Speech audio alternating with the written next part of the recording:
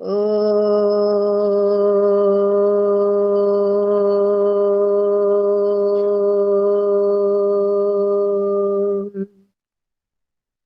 ವಸುದೇವಸುತಂ ದೇವಂ ಕಂಸಚಾಣೂರಮರ್ಧನಂ ದೇವಕೀ ಪರಮಾನಂದಂ ಕೃಷ್ಣಂ ವಂದೇ ಜಗದ್ಗುರುಂ.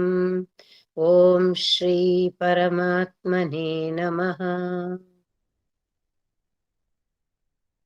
ಇಂದಿನ ಈ ಸತ್ಸಂಗದಲ್ಲಿ ನಡೆದಿರುವಂತ ಎಲ್ಲ ಅಧ್ಯಾತ್ಮ ಬಂಧುಗಳಿಗೂ ನನ್ನ ಹೃತ್ಪೂರ್ವಕವಾದ ನಮಸ್ಕಾರಗಳನ್ನ ಸಲ್ಲಿಸ್ತೇನೆ.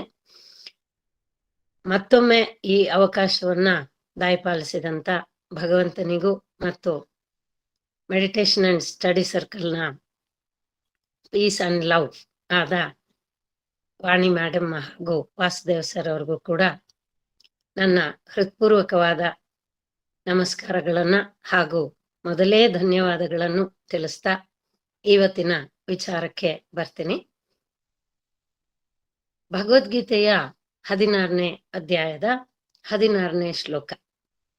ಅನೇಕ ಚಿತ್ತ ವಿಭ್ರಾಂತ ಮೋಹಜಾಲ ಸಮಾವೃತಾಃ ಆಸುರಿ ಪ್ರಸಕ್ತಃ ಕಾಮಭೋಗೇಶು ಪತಂತಿ ನರಕೇಶು ಚೌ ಅಂತ ಈ ಶ್ಲೋಕ.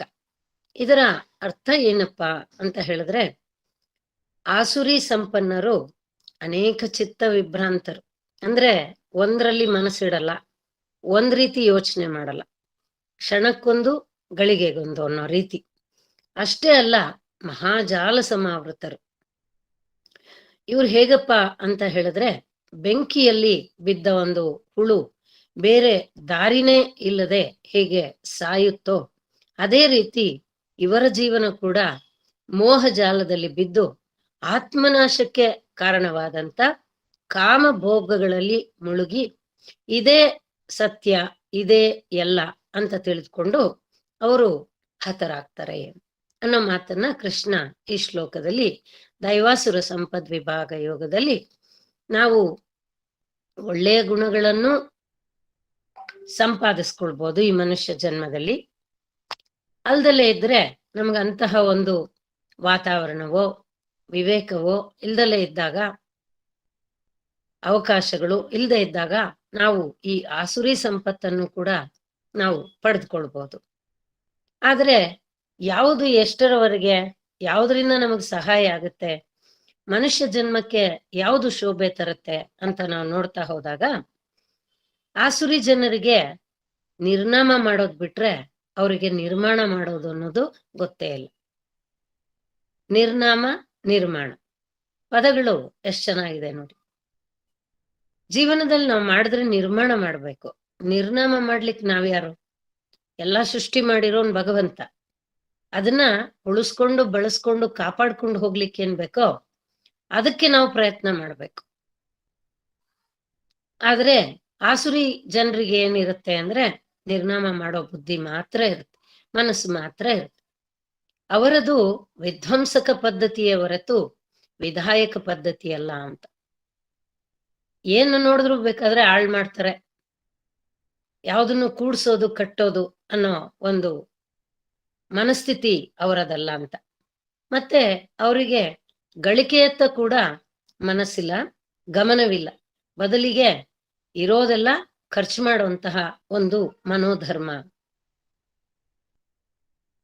ಲೋಕದಿಂದ ನನಗೇನ್ ಸಿಗುತ್ತೆ ಅಂತ ಆಲೋಚನೆ ಮಾಡ್ತಾರೆ ವಿನಃ, ಈ ಲೋಕದಿಂದ ನಾನು ಎಷ್ಟು ಪಡ್ಕೊಂಡಿದ್ದೀನಿ, ನಾನು ಅದನ್ನ ಹೇಗ್ ತಿರುಗಿಸ್ಕೊಡೋದು, ಯಾವಾಗ ತಿರುಗಿಸ್ಕೊಡೋದು. ಲೈಫ್ ಇಸ್ ಸೋ ಅನ್ಸರ್ಟನ್ ಅಂತ ನಮ್ಗೆಲ್ರಿಗೂ ಗೊತ್ತು. ಯಾವ ಕ್ಷಣ ಈ ಕ್ಷಣ ಇದ್ದವರು ಮುಂದಿನ ಕ್ಷಣಕ್ಕೆ ಇರ್ತೀವ ಇಲ್ವಾ ಅಂತ. ಆದ್ರೆ ಕೊಡೋದ್ರ ಬಗ್ಗೆ, ಪಡ್ಕೊಂಡಿರೋದನ್ನ ತಿರುಗಿಸಿ ಕೊಡೋದ್ರ ಬಗ್ಗೆ ನಮ್ಗೆ ಆಲೋಚನೆ ಇಲ್ಲ. ಆದ್ರೆ ಎಲ್ಲರಿಂದ ಎಲ್ಲದರಿಂದ ಯಾವಾಗಲೂ ಎಂದೆಂದಿಗೂ ಏನನ್ನ ಪಡ್ಕೊಳ್ತೀನಿ ಅನ್ನೋದ್ರ ಬಗ್ಗೆನೆ ಚಿಂತೆ ಇರುತ್ತೆ ಈ ಆಸುರಿ ಗುಣವುಳ್ಳವರಿಗೆ. ಇವರು ಮುಖ್ಯವಾಗಿ ತಿಳ್ಕೊಳ್ಳೋದೇನು? ಸ್ತ್ರೀ ಮೋಹನ, ಸಂಮೋಹನ, ಸರ್ವಮೋಹನ, ಜನಮೋಹನ, ಇಂದ್ರಜಾಲ, ಮಹೇಂದ್ರ ಜಾಲ, ಸ್ತಂಭನ, ಮಾರಣ, ಉಚ್ಚಾಟನ, ಇಂಥದೆಲ್ಲ ಇವರು ಬಹಳ ಪ್ರೀತಿ. ಒಬ್ಬೊಬ್ರಿಗೆ ಒಂದೊಂದು ಪ್ರೀತಿ ಇರುತ್ತಲ್ಲ, ಲೈಕ್ಸ್ ಇರುತ್ತಲ್ಲ, ಅದರಲ್ಲಿ ಈ ಆಸುರಿ ಸಂಪತ್ತಿನವರಿಗೆ ಏನು ಬಹಳ ಪ್ರೀತಿ ಅನ್ನೋದಕ್ಕೆ ಇದನ್ನೆಲ್ಲ ಹೇಳಿ ಇದೇ ಅವ್ರು ತಿಳ್ಕೊಂತಾರೆ. ರಹಸ್ಯ ವಿದ್ಯೆ, ಆತ್ಮವಿದ್ಯೆ ಇದಕ್ಕಿಂತ ಮಿಂಚಿದ್ದು ಯಾವ್ದಿದೆ ಅಂತ ಅವರು ಯೋಚನೆ ಮಾಡ್ತಾರೆ. ಅಷ್ಟೇ ಅಲ್ಲ, ಎಲ್ರ ಜುಟ್ಟು ನಮ್ ಕೈಲಿ ಇರ್ಬೇಕು, ಎಲ್ಲರನ್ನ ನಾವ್ ಆಳ್ಬೇಕು, ನಾವ್ ಯಾರಿಂದ ಆಳಿಸ್ಕೊಳ್ಬಾರ್ದು, ಈ ಮನಸ್ಥಿತಿ ಇರುತ್ತೆ. ಇನ್ನೂ ಚೆನ್ನಾಗಿ ಹೇಳ್ಬೇಕು ಅಂದ್ರೆ ಹೆಸರು ಸತ್ಯಮೂರ್ತಿ, ತ್ಯಾಗಮೂರ್ತಿ ಅಂತೆಲ್ಲ ಇಟ್ಕೊಂಡಿರ್ತಾರೆ. ಆದ್ರೆ ಅವರ ಬದುಕು ಅಸತ್ಯ, ಬರೀ ಸ್ವಾರ್ಥ. ಹೀಗೂ ಕೂಡ ಅವರು ಬದುಕ್ತಾರೆ. ಇನ್ನ ಚೆನ್ನಾಗಿ ಹೇಳ್ತಾರೆ, ಹಸುಗಳನ್ನ ಕೊಲ್ಲೋದಂತೆ, ಚಪ್ಪಲಿಗಳನ್ನ ದಾನ ಮಾಡೋದಂತೆ. ಏನಕ್ಕಿದೆಲ್ಲ ನಮ್ಗೇನ್ ಬೇಕಾಗಿಲ್ಲ ಅಲ್ವಾ ಈ ತರದ್ ಬದುಕು ಅಂತ. ಇದಕ್ಕೆ ಉದಾಹರಣೆಗಳನ್ನ ಕೊಡ್ತಾ ರಾವಣ ಮಹಾನ್ ಶೂರ, ವಿದ್ಯಾವಂತ, ನವವ್ಯಾಕರಣ ಪಂಡಿತ, ಬ್ರಹ್ಮಜ್ಞಾನಿ, ಅಷ್ಟ ದಿಕ್ಪಾಲಕರೇ ಅವನ ಅಧೀನ, ಪುಷ್ಪಕ ವಿಮಾನದ ಒಡೆಯ ಅವನು. ಹೆಂಡತಿ ಮಕ್ಕಳಿದ್ರೂ ಕೂಡ ಪರಸ್ತ್ರೀಯ ಮೇಲಿನ ಒಂದು ವ್ಯಾಮೋಹ, ಆ ಕಾಮದಿಂದ ಅವನ ಸರ್ವನಾಶ. ಈ ಆಸುರಿ ಸಂಪತ್ತಿನವರಿಗೆ ಜಿಹ್ವೇಂದ್ರಿಯ ಮತ್ತೆ ಗುಹ್ಯೇಂದ್ರಿಯ ಇದನ್ನ ಸಂತೃಪ್ತಿಗೊಳಿಸೋದೇ ಅವ್ರ ಗುರಿ. ಇದನ್ ಬಿಟ್ಟು ಅವ್ರ ಮನಸ್ಸಿನಲ್ಲಿ, ಭಾವನೆಯಲ್ಲಿ ಇನ್ಯಾವುದಕ್ಕೂ ಸ್ಥಾನವೇ ಇರೋದಿಲ್ಲ. ಇಷ್ಟೇ ಅಲ್ಲದೆ ಕಕಾರತ್ರಯಗಳು ಅಂತ ನಾವೇನ್ ಹೇಳ್ತೀವಿ, ಅದರ ಮಾಯೆಯಲ್ಲಿಯೇ ಇವ್ರು ಮುಳುಗಿರ್ತಾರೆ. ಕನಕ, ಕಾಮ, ಕೀರ್ತಿ, ಕಕಾರತ್ರಯಗಳು ಇವೆಲ್ಲ ಒಂದು ಕಡೆ ಸೇರ್ಬಿಟ್ರೆ ಕನಕ, ಕಾಮ, ಕೀರ್ತಿ. ಮೊದಲೇ ನಮ್ಮ ಮನಸ್ಸು ಕೋತಿ ಮನಸ್ಸು, ಅದಕ್ಕೆ ಹೆಂಡ ಬೇರೆ ಕುಡ್ಸಿದ್ದಾರೆ, ಮತ್ತೆ ದೆವ್ವ ಹಿಡಿದಿದೆ ಅದಕ್ಕೆ. ಹೀಗಿದೆ ಈ ಆಸುರಿ ಸಂಪತ್ತಿನವರ ಒಂದು ಮನಸ್ಥಿತಿ. ಇಲ್ಲಿ ನಾವೊಂದು ದೃಷ್ಟಾಂತವನ್ನ ಗಮನಕ್ಕೆ ತಂದ್ಕೊಳ್ಬಹುದು. ಒಂದು ದಿನ ಒಂದು ಭ್ರಮರ ವಾಯುವಿಹಾರಕ್ಕಂತ ಸಾಯಂಕಾಲದ ಹೊತ್ತಿನಲ್ಲಿ ಹೋಗುತ್ತಂತೆ ಸರೋವರಕ್ಕೆ. ಚೆನ್ನಾಗಿ ಅರಳಿರೋ ಒಂದು ತಾವರೆ ಹೂವಲ್ಲಿ ಹೋಗಿ ಕೂತ್ಕೊಂಡು ಮಕರಂದವನ್ನ ಹೀರ್ತಾ ಇತ್ತಂತೆ. ಸೂರ್ಯ ಮುಳುಗಿದ್ದು ಅದಕ್ಕೆ ಗೊತ್ತೇ ಆಗ್ಲಿಲ್ವಂತೆ. ಅದೆಷ್ಟು ಮೈಮರ್ತೋಗಿದೆ ಅದರ ತನ್ನ ಕೆಲಸದಲ್ಲಿ ಅಂದ್ರೆ ಅದಕ್ಕೆ ಗೊತ್ತೇ ಆಗ್ಲಿಲ್ಲ. ಆಗ ಆ ಕಮಲದ ಹೂವಿನ ದಳಗಳೆಲ್ಲ ಮುಚ್ಕೊಂಡು ಮೊಗ್ಗಾಗ್ಬಿಟ್ಟು, ಮೊಗ್ಗಾದ ತಕ್ಷಣ ಇದಕ್ಕೆ ಗಾಬರಿ ಆಗತ್ತೆ. ಅಯ್ಯೋ ರಾಮ, ಇನ್ನು ನಾಳೆ ಬೆಳಗ್ಗೆ ಸೂರ್ಯ ಬರೋ ತನಕ ನಾನು ಇಲ್ಲೇ ಇರ್ಬೇಕಲ್ಲ, ಎಂಥ ಕೆಲ್ಸ ಆಗೋಯ್ತು ಅಂತ ಯೋಚನೆ ಮಾಡುತ್ತಾ ಇರ್ತದೆ. ಆಯ್ತು, ಇನ್ನೇನ್ ಮಾಡಕ್ಕಾಗಲ್ಲ, ವಿಧಿ ಇಲ್ಲ, ನಾಳೆ ಬೆಳಗ್ಗೆ ಸೂರ್ಯ ಬರೋ ತನಕ ಕಾಯೋಣಂತೆ. ಪ್ರಾಣ ಇದ್ರೆ ಹೊರಗೆ ಹೋಗ್ತೀನಿ, ಇಲ್ದೇ ಇದ್ರೆ ಇದೆ ಗಟ್ಟಿ. ಸೂರ್ಯ ಬಂದ ಬೆಳಗ್ಗೆ, ಕಮಲದ ಹೂವು ಅರಳ್ತಾ ಇದೆ. ಇನ್ನೇನು ಹೊರಗೆ ಹೋಗಬೇಕು ಅನ್ನೋಷ್ಟರಲ್ಲಿ ಯಾವುದೋ ಒಂದು ಆನೆ ಹಠಾತ್ತಾಗಿ ಅಲ್ಲಿ ಬಂತು. ಅದು ಆ ಕಮಲದ ಹೂವನ್ನ ಸ್ಟ್ಯಾಂಪ್ ಮಾಡ್ಬಿಡ್ತು, ತುಳಿದು ಬಿಡ್ತು. ಮುಗ್ದು ಹೋಯ್ತಾ ಇದ್ರ ಕತೆ? ಕಮಲದ ಹೂವಿನ ಕತೆನೂ ಮುಗೀತು, ಮತ್ತೆ ಈ ಭ್ರಮರದ ಕತೆನೂ ಮುಗ್ದು ಹೋಯ್ತು.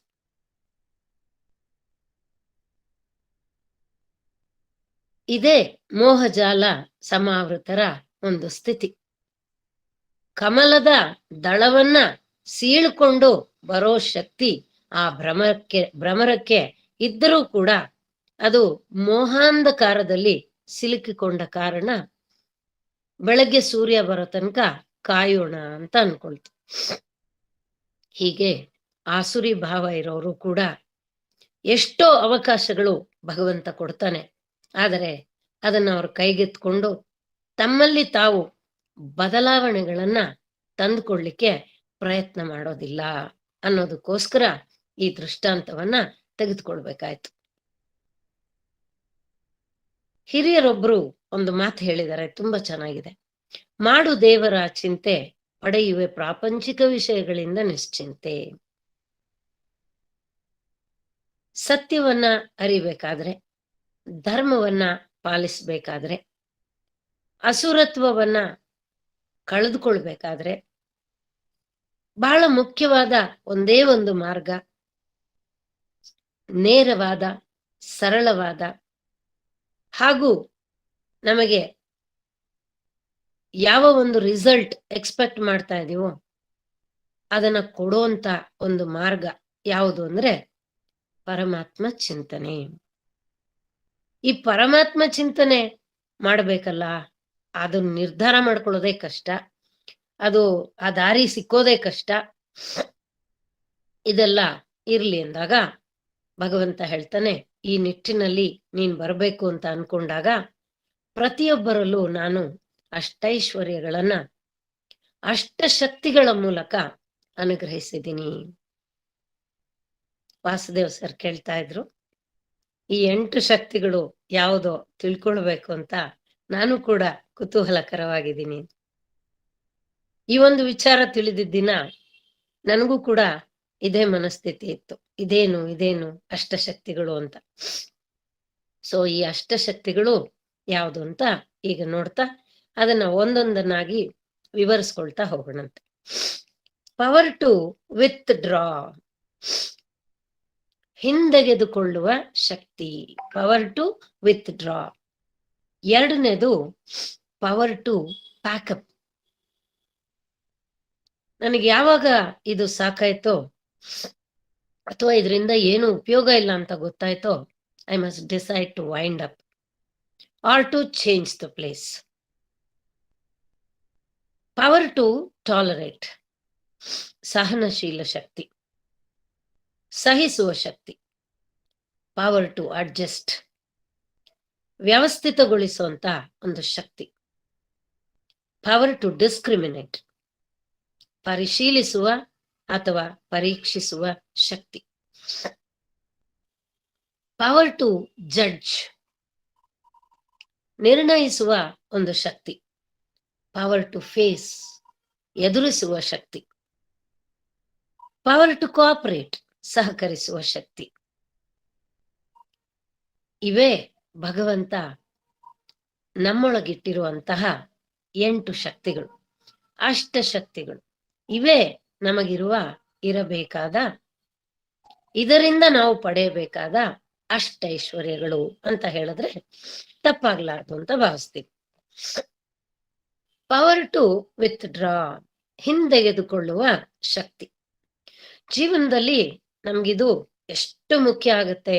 ಗೀತೆಯ ಒಂದು ಶ್ಲೋಕದಲ್ಲಿ ಕೃಷ್ಣ ಹೇಳ್ತಾನೆ, ಯದಾ ಸಂಹರತೆ ಚಾಯಂ ಕೂರ್ಮೋಂಗಾನೀವ ಸರ್ವಶಃ. ಒಂದು ಆಮೆ ಒಂದು ಬಾವಿಯಲ್ಲೋ ಕೊಳದಲ್ಲೋ ನಿರಾಳವಾಗಿ, ನಿರಾಯಾಸವಾಗಿ, ನಿರಾತಂಕವಾಗಿ ತನ್ನ ಕೈಕಾಲುಗಳನ್ನೆಲ್ಲ ಹೊರಗೆ ಹಾಕೊಂಡು ವಿಹಾರ ಮಾಡ್ತಾ ಇದೆ, ಆರಾಮಾಗಿ ಆಟ ಆಡ್ಕೊಂಡು ತನಗೇನ್ ಬೇಕೋ ಹಾಗಿದೆಯಂತ ಸ್ವೇಚ್ಛೆಯಿಂದ. ಆದರೆ ಎಲ್ಲೋ ಏನೋ ಅಪಾಯ ಬಂದು ಎರಗ್ತಾ ಇದೆ ಅಂತ ಗೊತ್ತಾದ ತಕ್ಷಣ ತನ್ನ ಕೈ ಕಾಲುಗಳನ್ನೆಲ್ಲ ಒಳಗಡೆ ತಗೊಂಡ್ಬಿಡತ್ತಂತೆ. ಯಾರಾದ್ರೂ ನೋಡಿದ್ರೆ ಇದೇನು ಅಂತಾನೆ ಗೊತ್ತಾಗಲ್ಲ. ಪ್ಲಸ್ ಅದ್ರ ಮೇಲಿರೋ ಶೆಲ್ ಏನಿದೆ ಅದು ವಜ್ರಕಾಯದಂತಿದೆ. ಯಾರಾದ್ರೂ ಗುಂಡು ಹೊಡೆದ್ರು ಕೂಡ ಅದೇನು ಬ್ರೇಕ್ ಆಗಲ್ಲ, ಯಾರು ಏನು ಮಾಡಕ್ಕಾಗಲ್ಲ. ಅದನ್ನ ಅಪಾಯ ಬರ್ತಾ ಇದೆ ಅನ್ನೋ ಸೂಚನೆ ಗೊತ್ತಾದ ತಕ್ಷಣ ಅದು ಹೇಗೆ ತನ್ನ ಅಂಗಾಂಗಗಳನ್ನ ಒಳಗೆ ತೆಗೆದುಕೊಂಡು ತನ್ನನ್ನ ತಾನು ಕಾಪಾಡಿಕೊಳ್ಳುತ್ತೋ ಹಾಗೆ ಪ್ರತಿಯೊಬ್ಬ ಮನುಷ್ಯನು ಕೂಡ ಜೀವನದಲ್ಲಿ ಎಲ್ಲ ಸುಖವಾಗೇ ಇರುತ್ತೆ, ಸುನಾಯಾಸವಾಗೇ ಇರುತ್ತೆ. And everything goes accordings to our plan ಅಂತ ನಾವು ಪ್ಲಾನ್ ಮಾಡಿದೀನಿ, ಎವ್ರಿಥಿಂಗ್ ವಿಲ್ ಗೋ ಗುಡ್ ಅಂತ ಕೈ ಕಟ್ಕೊಂಡು ಕೂತ್ಕೊಳ್ಳೋಕೆ ಸಾಧ್ಯವಿಲ್ಲದ ಮಾತು. ಆಗ ನಾವು ಕೂಡ ಆಮೆಯಂತೆ, ಅಜಗರದಂತೆ, ಕಣಜ ಹುಳುವಿನಂತೆ ಹುಷಾರಾಗಿರ್ಬೇಕು. ಅಪಾಯ ಬರುತ್ತಾ ಅನ್ನೋ ಸೂಕ್ಷ್ಮವನ್ನ ಕೂಡ ನಾವು ಗ್ರಹಿಸೋ ಸ್ಥಿತಿಯಲ್ಲಿರ್ಬೇಕು. ಆ ಗ್ರಹಿಸೋದು ಒಂದಾದ್ರೆ ಅದಕ್ಕೆ ತಕ್ಕನಾಗಿ ಎಷ್ಟೋ ಸಲ ನಂಗೆ ಅನ್ನಿಸ್ತು, ಆದ್ರೆ ಬೈ ದ ಟೈಮ್ ಆ ಕ್ರಿಯೆ ನಾನು ಮಾಡೋಷ್ಟೊತ್ತಿಗೆ ಅಲ್ಲಿ ಏನ್ ಎಡವಟ್ಟಾಗ್ಬೇಕೋ ಅದಾಗೇ ಹೋಯ್ತು. Because there is no much time. Once you get to know immediately you have to act. ಆದ್ರೆ ಅಲ್ಲಿ ಅಷ್ಟು ಬೇಗ ನಾನು ಆಕ್ಟ್ ಮಾಡಕ್ ಆಗ್ಲಿಲ್ಲ. ಅಷ್ಟರಲ್ಲಿ ನನಗೆ ಗೊತ್ತಾಗಿದ್ರು ಕೂಡ, ಒಂದು ಸಲಹೆ ಇದ್ರು, ಸೂಚನೆ ಇದ್ರೂ ಕೂಡ ನಾನೇನು ಮಾಡ್ಲಿಕ್ಕಾಗಲ್ಲ. ಈ ಒಂದು ಸಂದರ್ಭ ಜೀವನದಲ್ಲಿ ಎಲ್ಲರಿಗೂ ಬರುತ್ತೆ. ಆದ್ರೆ ಮೊದಲ ಸಾರಿ ನಮಗ್ ಗೊತ್ತಾಗಲ್ಲ, ಎಡುವುದು ತಪ್ಪೋದು ಅದೆಲ್ಲ ಸರಿಯೇ. ಆದ್ರೆ ಪದೇ ಪದೇ ನಾವು ಅದನ್ನೇ ಮಾಡಿದ್ರೆ ಅದ್ ಹೇಗ್ ಸರಿ ಆಗತ್ತೆ? ಬ್ರಹ್ಮಣ್ಯಾದಾಯ ಕರ್ಮಾಣಿ ಸಂಗಂ ತ್ಯಕ್ತ್ವಾ ಧನಂಜಯ. ಪದ್ಮಪತ್ರ ಮಿವಾಂಬಸ. ನೀನು ಹೇಗಿರ್ಬೇಕು ಜೀವನದಲ್ಲಿ ಅಂತ ಹೇಳಿದ್ರೆ, ಯಾವಾಗ ಬೇಕೋ ಆವಾಗ ನೀನು ಅದರ ಜೊತೆ ಇರು. ನಿನಗಿಲ್ಲಿ ಏನೋ ತೊಂದರೆ ಆಗುತ್ತೆ, ಇಲ್ಲೇನೋ ಸರಿ ಅನ್ಸ್ತಾ ಇಲ್ಲ ನಂಗೆ, ಇದ್ರ ಬಗ್ಗೆ ನನ್ ಗಟ್ ಫೀಲಿಂಗ್ ಸರಿಗಿಲ್ಲ ಅಂತ ನನ್ಗೆ ಅನ್ಸಿದ ತಕ್ಷಣ I have the right to power to withdraw myself. ಅಲ್ಲಿಂದ ನಾನು ಹಿಂದಕ್ಕೆ ತೆಗೆದುಕೊಳ್ಬೋದು. ಫಾರ್ ಎಕ್ಸಾಂಪಲ್, ನನಗೊಬ್ಳು ಒಳ್ಳೆ ಸ್ನೇಹಿತೆ ಇದ್ಲು. ಯಾವುದೋ ಕಾರಣಾಂತರದಿಂದ ಏನೋ ಮಾತುಗಳು ಬರುತ್ತೆ, ಸಂದರ್ಭಗಳು ಬರುತ್ತೆ, ಅವಳಿಗೂ ನನಗೂ ಏನೋ ವಾದ ವಿವಾದ ಜಗಳ ಏನೋ ಆಯ್ತು ಅಂತ ತಿಳ್ಕೊಳ್ಳೋಣ. ಅಂಡ್ ಒಂದಷ್ಟು ಸಮಯ ಆದ ನಂತರ with great realisation we may come back again as friends. ಅವಳು ಫೋನಲ್ಲೋ ಇದ್ರಲ್ಲೋ ಮಾತಾಡಿರ್ತಾಳೆ. ಆ ಕಾನ್ವರ್ಸೇಷನ್ ನಂಬಿ ಆಯ್ತು ಕಣೆ ಬಾ ನಾವಿಬ್ರು ಮೀಟ್ ಆಗೋಣಂತೆ, ಆಲ್ ಡನ್ ಇಸ್ ಡನ್, ಗತಮ್ ಗತಮ್ ಬಿಟ್ಬಿಡು ಹಳೇದೆಲ್ಲ, ನಾವು ಮೀಟ್ ಆಗೋಣ, ಹಿಂದೆ ಹೆಂಗೆ ನಾವಿಬ್ರು ಚೆನ್ನಾಗಿದ್ವೋ ಹಾಗೆ ಇವತ್ತು ನಾವು ಚೆನ್ನಾಗಿರೋಣಂತೆ ಇಲ್ಲಿಂದ ಮುಂದಕ್ಕೆ ಅಂತ. ಆಯ್ತು, ನಂಬ್ಕೊಂಡಿದ್ದಾಯ್ತು, ಹೋಗಿದ್ದಾಯ್ತು. ಆದ್ರೆ ಬಹಳಷ್ಟು ಸಲ ಹೇಳ್ತೀವಲ್ವಾ, ಹಳೆ ವರಸೆ ಹೋಗಲ್ಲ, ನಾಯಿ ಬಾಲ ಡೊಂಕು ಅಂತ. ಹಾಗೆ ಅಲ್ಲಿ ಹೋದ್ಮೇಲೆ ನಮಗ್ ಗೊತ್ತಾಗುತ್ತೆ. ಗೊತ್ತಾಗ್ಲಿಕ್ಕೆ ಶುರುವಾಗಿದ ತಕ್ಷಣನೇ ಓಹೋ ಇದು ವ್ಯವಹಾರ ಸರಿ ಇಲ್ಲ, ಬದಲಾಗಿಲ್ಲ, ಇದು ಈ ವ್ಯಕ್ತಿ ಬದಲಾಗಿಲ್ಲ ಅಂತ ಹೇಳ್ಬಿಟ್ಟು ನಾವು ಏನ್ ಬೇಕಾದ್ರೂ ಕಾರಣ ಹೇಳಿ ಅಲ್ಲಿಂದ ನಾವು ಹೊರಗೆ ಬಂದ್ಬಿಡ್ಬೋದು. We can come back, we can withdraw our self. ಅಯ್ಯೋ ಬಂದ್ಬಿಟ್ಟಿದ್ದೀನಲ್ಲ ಅಂತ ನಾವಲ್ಲಿ ಏನು ಒದ್ದಾಡಬೇಕಾಗಿಲ್ಲ. ಇದೇ ತರ ಒಬ್ರಿಗೆ ಹಣ ಕೊಟ್ಟು ಸಿಗಾಕೊಂಡಿರ್ತೀವಿ, ಇನ್ನೊಬ್ರಿಗೆ ಇನ್ನೇನೋ ಮಾತು ಕೊಟ್ಟು ಸಿಗಾಕೊಂಡಿರ್ತೀವಿ, ಇನ್ನೇನೋ ಪ್ರಾಮಿಸ್ ಮಾಡ್ಕೊಂಡಿರ್ತೀವಿ, ಅಥವಾ ಇನ್ನೇನೇನೋ ಬೇಡದ್ದು. ಅಂದ್ರೆ ಆ ಸಮಯಕ್ಕೆ ಅದು ತುಂಬಾ ಸರಿ ಅಂತ ಅನ್ಸ್ತಾ ಇತ್ತು, ಸಾಧ್ಯ ಆಗುತ್ತೆ ಅಂತ ಅನ್ಸ್ತಾ ಇತ್ತು. Over A period of time, in the course of time ಅಂತ ಏನ್ ಹೇಳ್ತೀವಿ, ಅಲ್ಲಿ ಕೆಲವೊಂದು ಬದಲಾವಣೆಗಳಾಗೋಯ್ತು. ಯಾಕಂದ್ರೆ ಯಾವುದು ಒಂದೇ ತರ ಇರಲ್ಲ. Change is the only thing which is permanent ಅಂತ ಹೇಳ್ತೀವಿ. ಎಲ್ಲವೂ ಬದಲಾಗ್ತಾ ಇರುತ್ತೆ. ಬದಲಾವಣೆಯೊಂದಿಗೆ ನಾವು ಕೂಡ ಬದಲಾವಣೆಯನ್ನ ತಂದುಕೊಂಡು ನಾವು ಸೇಫ್ ಆಗಿರ್ಬೋದು. ಅಯ್ಯೋ ನಾನು ಹೇಳ್ಬಿಟ್ನಲ್ಲ ಅಂತ ಹೇಳ್ಬಿಟ್ಟು ನಾನು ಆ ನೊಗನ ನನ್ನ ಕತ್ಗೆ ಹಾಕೊಂಡು ಒದ್ದಾಡ್ಬೇಕಾಗಿರೋ ನೆಸೆಸಿಟಿ ಏನಿಲ್ಲ. ಹೇಗೆ ಆ ಆಮೆ ಬೇಕೆಂದಾಗ ತನ್ನ ಇಂದ್ರಿಯಗಳನ್ನ ವಿಹಾರಕ್ಕೆ ಬಿಟ್ಟು ತೊಂದರೆ ಇದೆ ಅಂತ ತಿಳಿದ ತಕ್ಷಣ ಅದನ್ನ ತನ್ನತ್ತ ಸೆಳೆದುಕೊಳ್ಳುತ್ತೋ, ಇದೇ ಅಲ್ವಾ ಸ್ಥಿರ ಪ್ರಜ್ಞೆ, ಸ್ಥಿತ ಪ್ರಜ್ಞೆ. ಪರಮಹಂಸರು ಒಂದ್ ಕಡೆ ಹೇಳ್ತಾರೆ, ಮೊದಲು ಯಾರಿಗೂ ಇದೆಲ್ಲ ಗೊತ್ತಾಗೋದಿಲ್ಲ, ಆದ್ರೆ ಅಭ್ಯಾಸ ಯೋಗ. ಅಭ್ಯಾಸ ಮಾಡು ಒಳ್ಳೇದನ್ನ. ಇಲ್ಲ ಮುಂದಿನ ಸಲ ನಾನು ಈ ತಪ್ಪು ಮಾಡೋದಿಲ್ಲ, ಖಂಡಿತ I'll be alert, I'll be attentive ಅಂತ ನೀನು ಅನ್ಕೊಂಡಾಗ definitely you will not commit the same mistake. Any moment it is in your hand, you can take a decision. ಪರವಾಗಿಲ್ಲ, ಅವಳು ಅವತ್ ಕಮಿಟ್ ಆಗಿದ್ಲು, ಹಿಂಗ್ ಹೇಳಿದ್ಲು, ಇವತ್ ನೋಡು ಸಡನ್ ಆಗಿ ಶಿ ವಿಡ್ರ್ಯೂ ಹರ್ ಸೆಲ್ಫ್ ಅಂತ ಹೇಳ್ಬೋದು ಯಾರಾದ್ರೂ, ತಪ್ಪಿಲ್ಲ. ನನಗೆ ನಿನ್ನ 2 ಮಾತನ್ನು ಹಂಗಸು, ಅವಮಾನ ಮಾಡು, ಅಥವಾ 10 ಜನರ ಹತ್ರ ಹೇಳ್ಕೊಂಡ್ ಬಾ. This is something better than what I face if I continue to do the same thing ಅಂತ ನನಗ್ ಗೊತ್ತಾಗದಾಗ, ಯಾವುದರ ಫಲ ಏನು, ಇವಾಗ ಹಿಂತೆಗೆದುಕೊಳ್ಳೋದ ಅದ್ರ ಜೊತೆ ಮುಂದುವರಿಯೋದ ಅನ್ನೋದು ನನಗ್ ಗೊತ್ತಾದಾಗ, it is good to withdraw myself ಅಂತ ನನ್ನ ಮನಸ್ಸು ಹೇಳ್ತಾ ಇದ್ರೆ, it is okay to come back. It is okay to withdraw ourselves. ನಮ್ಮ ಷಡ್ರಿಪುಗಳು, ಬುದ್ಧಿ, ಮನಸ್ಸು, ಅಹಂಕಾರ ಇವೆಲ್ಲದರ ಜೊತೆ ನಾವು ಬಹಳ ಹುಷಾರಾಗಿ ನಡ್ಕೊಂಡಾಗ ನಮ್ಮಿಂದ ಯಾವಾಗ ತಪ್ಪಾಗುತ್ತೆ ಅಥವಾ ಇದು ಹೀಗೆ ನಡ್ಕೊಳ್ಳೋದು ಸರಿಯಲ್ಲ ಅಂತ ಅನ್ಸುತ್ತೋ ಆ ಕ್ಷಣದಲ್ಲಿ ಕೂಡ ಭಗವಂತ ಕ್ಷಮಿಸ್ಬಿಡಪ್ಪ, ನೀನಿಷ್ಟು ವಿವೇಕ ಕೊಟ್ಟಿದ್ರು, ನೀನಿಷ್ಟು ಜ್ಞಾನ ಕೊಟ್ಟಿದ್ರು, ನನ್ನಿಂದ ಮತ್ತೊಮ್ಮೆ ತಪ್ಪಾಗ್ಲಿಕ್ಕೆ ತಪ್ಪು ಮಾಡ್ಲಿಕ್ಕೆ ಹೋಗ್ತಾ ಇದ್ದೀನಿ ಅಂತ ನನಗೆ ಗೊತ್ತಾದಾಗ ಕೂಡ I can take my self back. ಇದಕ್ಕೆ ನಾವೆಷ್ಟು ಬೇಕಾದ್ರೂ ಎಕ್ಸಾಂಪಲ್ಸ್ ನ ಹೇಳ್ಕೊಳ್ಬಹುದು. ಆದ್ರೆ ಇವತ್ತು ಈ 1 hour ಅಲ್ಲಿ ಈ ಅಷ್ಟಶಕ್ತಿಗಳ ಬಗ್ಗೆ ಹೇಳ್ಬೇಕಾದಾಗ ಸ್ವಲ್ಪ ಸ್ವಲ್ಪ ಸ್ವಲ್ಪ ಹೇಳ್ತಾ ಹೋಗ್ತೀನಿ. So the power to withdraw ನಮಗ್ ಗೊತ್ತಾಯ್ತು. ನಾನೇನೋ ಹೇಳ್ಬಿಟ್ಟಿದ್ದೀನಿ ಅಂತ ಹೇಳ್ಬಿಟ್ಟು ಅದ್ರಲ್ಲಿರೋ ಡೇಂಜರು, ಅದ್ರಲ್ಲಿರೋ ಒಂದು ತೊಂದರೆಗಳು ನಮಗ್ ಗೊತ್ತಾದ್ರೂ ಕೂಡ ಸೂಕ್ಷ್ಮ ಭಗವಂತ ನಮ್ಮ ಮನಸ್ಸು ಬುದ್ಧಿಗಳಲ್ಲಿ ಕೊಟ್ಟರೂ ಕೂಡ ನಾವು ಇನ್ನೂ ಮಂಡರ ಹಾಗೆ ನಾವು ಹಾಗೆ ಹೋಗ್ತೀವಿ ಅನ್ನೋದಾದ್ರೆ ಅದು ನಮ್ಮದೇ ತಪ್ಪಾಗತ್ತೆ. ಯಾವ ಸಮಯ ಏನು, ಯಾವ ಸಂದರ್ಭ ಏನು, ಅದಕ್ಕೆ ಉಚಿತವಾಗಿ ನಾವು ನಡ್ಕೊಳ್ಳೋದ್ರಿಂದ ನಮಗೆ ಕ್ಷೇಮ ಅನ್ನೋದನ್ನ ಪರಮಾತ್ಮ ಇಲ್ಲಿ ನಮಗ್ ತಿಳಿಸ್ಕೊಡ್ತಾನೆ. ನೀ ಹಾಗೆ ಹೋದೆ ಅಂದ್ರೆ ಐಶ್ವರ್ಯವನ್ನ ನೀನ್ ಕಳ್ಕೊಂಡೆ, ಯು ಆರ್ ದ ಲೂಸರ್. ಈಗ ಸೂಕ್ಷ್ಮ ಗೊತ್ತಾಯ್ತು, ಅದನ್ನ ಬದಲಾವಣೆ ಮಾಡ್ಕೊಂಡೆ ಅಂತ ಹೇಳಿದ್ರೆ you are the finder. You are getting benefited, beneficiary ನೀನು. ನೆಕ್ಸ್ಟ್ 2ನೇದಕ್ಕೆ ಬಂದಾಗ ಪವರ್ ಟು ಪ್ಯಾಕಪ್ ಅಂತ ಹೇಳ್ತಾ ಇದ್ದಾರೆ. Power to pack up is what we want in our life. ನಮ್ಮ ಹತ್ರ ಭಗವಂತ ಎಷ್ಟೊಂದು ಕೊಟ್ಟಿರ್ತಾನೆ, ಆದ್ರೆ ಎಲ್ಲವನ್ನೂ ನಮ್ಗೆ ಸರಿಯಾಗಿ ಉಪಯೋಗಿಸ್ಲಿಕ್ಕೆ ಬರೋದೇ ಇಲ್ಲ. ಇಲ್ದಲೇ ಇರೋದಕ್ಕೆ ಕೊರಗ್ತಾ ಇರ್ತೀವಿ, ಇರೋದನ್ನ ನಾವು ಸರಿಯಾಗಿ ಉಪಯೋಗಿಸ್ತಾ ಇರಲ್ಲ.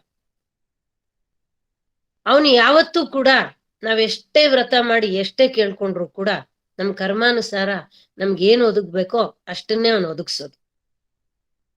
ಮತ್ತೆ ಅವನ ಅನುಗ್ರಹ ಅಂತ ನಾವು ತೆಗೆದುಕೊಂಡ್ರು ಕೂಡ ಹಿ ಆಲ್ವೇಸ್ ಪಿಕಪ್ ನೀಡ್ಸ್. ನಮ್ಮ ನೀಡ್ಸ್ ನ ಮಾತ್ರ ಫುಲ್ಫಿಲ್ ಮಾಡ್ತಾನೆ. He packs up our luxuries and comforts. ಈ ಸತ್ಯವನ್ನ ನಾವು ತಿಳ್ಕೊಂಡಾಗ ಜೀವನದಲ್ಲೂ ಕೂಡ ನಾವು ಎಷ್ಟೊಂದು ಸಲ ಬೇಡದ ಆಲೋಚನೆಗಳು, ಪ್ಲಾನ್ಸು, ಇನ್ನೊಂದು ಮತ್ತೊಂದು, ಎಷ್ಟೊಂದು ಶಕ್ತಿ, ಸಮಯ ಎಲ್ಲವನ್ನ ವ್ಯಯ ಮಾಡ್ತಾ ಇರ್ತೀವಿ. ಸೊ ನಮ್ಗೆ ರಿಯಲೈಸ್ ಆಗಿದ ತಕ್ಷಣ ಪವರ್ ಟು ಪ್ಯಾಕಪ್.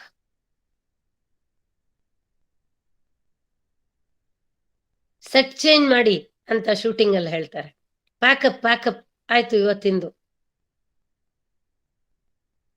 ಹಾಗೆ ನನ್ಗೆ ಈ ಕ್ಷಣದಲ್ಲಿ ನನಗೆ ಗೊತ್ತಾಯ್ತಾ, ನಾನು ಬದಲಾಯಿಸ್ಕೊಳ್ಬೇಕು. ಇಲ್ಲಿ ಒಂದು ಉದಾಹರಣೆ ತೆಗೆದುಕೊಂಡು ನಾನು ನೋಡಿದ್ರೆ ಏನಪ್ಪಾ ಅಂತಂದ್ರೆ, ನಾನು ಒಂದು 10 ಕೋಟಿ ನನ್ನ ಮಕ್ಕಳಿಗೋಸ್ಕರ ದುಡ್ದು ಅವರಿಗೆ ನಾನು ಕೊಡ್ತೀನಿ. I feel it's a very big achievement because I came bare handed. ನನಗೆ ಯಾವ ಆಸ್ತಿ ಸಂಪತ್ತು ಏನೂ ಸಿಕ್ಲಿಲ್ಲ ನಮ್ಮ ತಂದೆ ತಾಯಿಯಿಂದ, ಅತ್ತೆ ಮಾವನಿಂದ. ಆದ್ರೆ ಇವತ್ತು ನಾನು ಶ್ರಮ ವಹಿಸಿ, ಪರಿಶ್ರಮ ಅಂದ್ರೆ ಸರಿಯಾದ ಒಂದು ಶ್ರಮವನ್ನ ಮಾಡಿ ಮಕ್ಕಳಿಗೋಸ್ಕರ, ಈ ಸಂಸಾರಕ್ಕೋಸ್ಕರ ಅಂತ ನಾನೊಂದಿಷ್ಟು ಸಂಪಾದಿಸಿ ಇಟ್ಟೆ. ಅದನ್ನ ನಾನು ಸತ್ತ ಮೇಲೆ ಏನ್ ಕೊಡೋದು, ನಾನು ಬದುಕಿರುವಾಗ್ಲೇ ನನ್ ಕಣ್ಮುಂದೆನೆ ಅವ್ರು ಸಂತೋಷ ಪಡ್ಲಿ ಅಂತ ನಾನು ಕೊಟ್ಟೆ.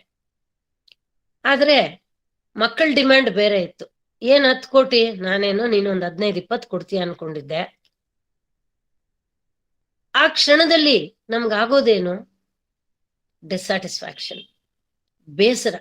ಎಷ್ಟು how much I toiled to gain so much. ಇಷ್ಟನ್ನ ಪಡಿಲಿಕ್ಕೆ ನಾನು ಎಷ್ಟು ಕಷ್ಟಪಟ್ಟೆ, ಎಷ್ಟು ಬೆವರು ಸುರಿಸ್ದೆ, ಹಗಲು ರಾತ್ರಿ ಕಷ್ಟಪಟ್ಟೆ. ನಿದ್ದೆ ಹಸಿವು ಲೆಕ್ಕ ಹಾಕ್ತೀರ ಮಾಡದೆ ಇಷ್ಟು ತಂದು ಮಕ್ಕಳಿಗೆ ಬದುಕಿರೋವಾಗ್ಲೆ ಕೊಟ್ರೆ ಇವರು ಈ ರೀತಿನ ಪ್ರತಿಕ್ರಿಯೆ ತೋರಿಸೋದು ಅಂತ ಬೇಜಾರಾಗೋದು ಸರ್ವೇ ಸಾಮಾನ್ಯ. ಅವ್ರ ಎಕ್ಸ್ಪೆಕ್ಟೇಷನ್ ಜಾಸ್ತಿ ಇದೆ, ಹಾಗಂತ ನಾವು ಅದನ್ನ ಮೀಟ್ ಮಾಡಕ್ಕಾಗಲ್ಲ. Feel happy that you could do this much. ಇಷ್ಟನ್ನ ನೀನು ನಿರ್ವಂಚನೆಯಿಂದ ಮಾಡಿದೀಯಲ್ವಾ, ಅದಕ್ಕೆ ನೀನ್ ಸಂತೋಷ ಪಡು. Don't go by the opinion of the other person. ಅವನಿಗೇನ್ ಅನ್ಸುತ್ತೆ, ಅವನೇನ್ ಹೇಳ್ತಾ ಇದ್ದಾನೆ, ಅದ್ರ ಮೇಲೆ ನಿನ್ನ ಮನಸ್ಸನ್ನ ಬೇಸರಗೊಳಿಸ್ಕೋಬೇಡ, ಬಾಧೆ ಪಡ್ಬೇಡ. Pack up your self totally at that time. ಸಂಪೂರ್ಣವಾಗಿ ನಿನ್ನ ಮನಸ್ಸು ಬುದ್ಧಿಯನ್ನ ಅದರಿಂದ ಆಚೆ ತಂದ್ಬಿಡು. ಇಲ್ದಲ್ಲೇ ಇದ್ರೆ ಏನಾಗುತ್ತೆ, ಪ್ರತಿ ಸಲ ಕಷ್ಟ ಪಡೋದು, ಎಲ್ಲಾ ಮಾಡೋದು, ಎಲ್ಲಾ ಇನ್ನೊಬ್ರಿಗೆ ಅಂತ ನಿಸ್ವಾರ್ಥವಾಗಿ ಎಲ್ಲ ಹಂಚೋದು, ಎಲ್ಲಾ ಮಾಡೋದು, and going by their opinions, their expressions. ನಾವು ದುಃಖ ಪಡೋದು, ನಾವು ಸಂಕಟ ಪಡೋದು, ಏನ್ ಇಷ್ಟೇ ಆಗೋಯ್ತಾ ನಮ್ ಲೈಫ್ ಅಂತ ಹೇಳ್ಬಿಟ್ಟು ನಮ್ ಕರ್ಮನ ಹಳ್ಕೊಳ್ಳೋದು, ನಮ್ಮ ಹಣೆ ಬರಹನ ಅಳ್ಕೊಳ್ಳೋದು. ಎಷ್ಟಿದ್ರೂ ಯಾರಿಗೂ ಯಾವತ್ತೂ ತೃಪ್ತಿ ಇರೋದಿಲ್ಲ. But I can do my best. ಈ ಮನಸ್ಥಿತಿಯಲ್ಲಿ ನಾವು ನಿಂತಾಗ ಮಾತ್ರ ವಿ ಕ್ಯಾನ್ ಪ್ಯಾಕ್ ಅಪ್. ಅದರಿಂದ ನಾವು ಹೊರಗೆ ಬರ್ಲಿಕ್ಕೆ ಅಥವಾ ನಮ್ಮ ಮನಸ್ಸನ್ನ ಆ ಸ್ಥಿತಿಯಿಂದ ಒಳ್ಳೆಯ ಸ್ಥಿತಿಗೆ ಸ್ಥಳಾಂತರ ಮಾಡ್ಕೊಳ್ಳಿಕ್ಕೆ ನಮಗೆ ಸಹಾಯ ಆಗುತ್ತೆ. ಇಲ್ದಲ್ಲೇ ಇದ್ರೆ ಅದೇ ಜಾಗದಲ್ಲಿ ಅದೇ ಆಲೋಚನೆಯಲ್ಲಿ ಬಿದ್ದು we become the victims of the thought.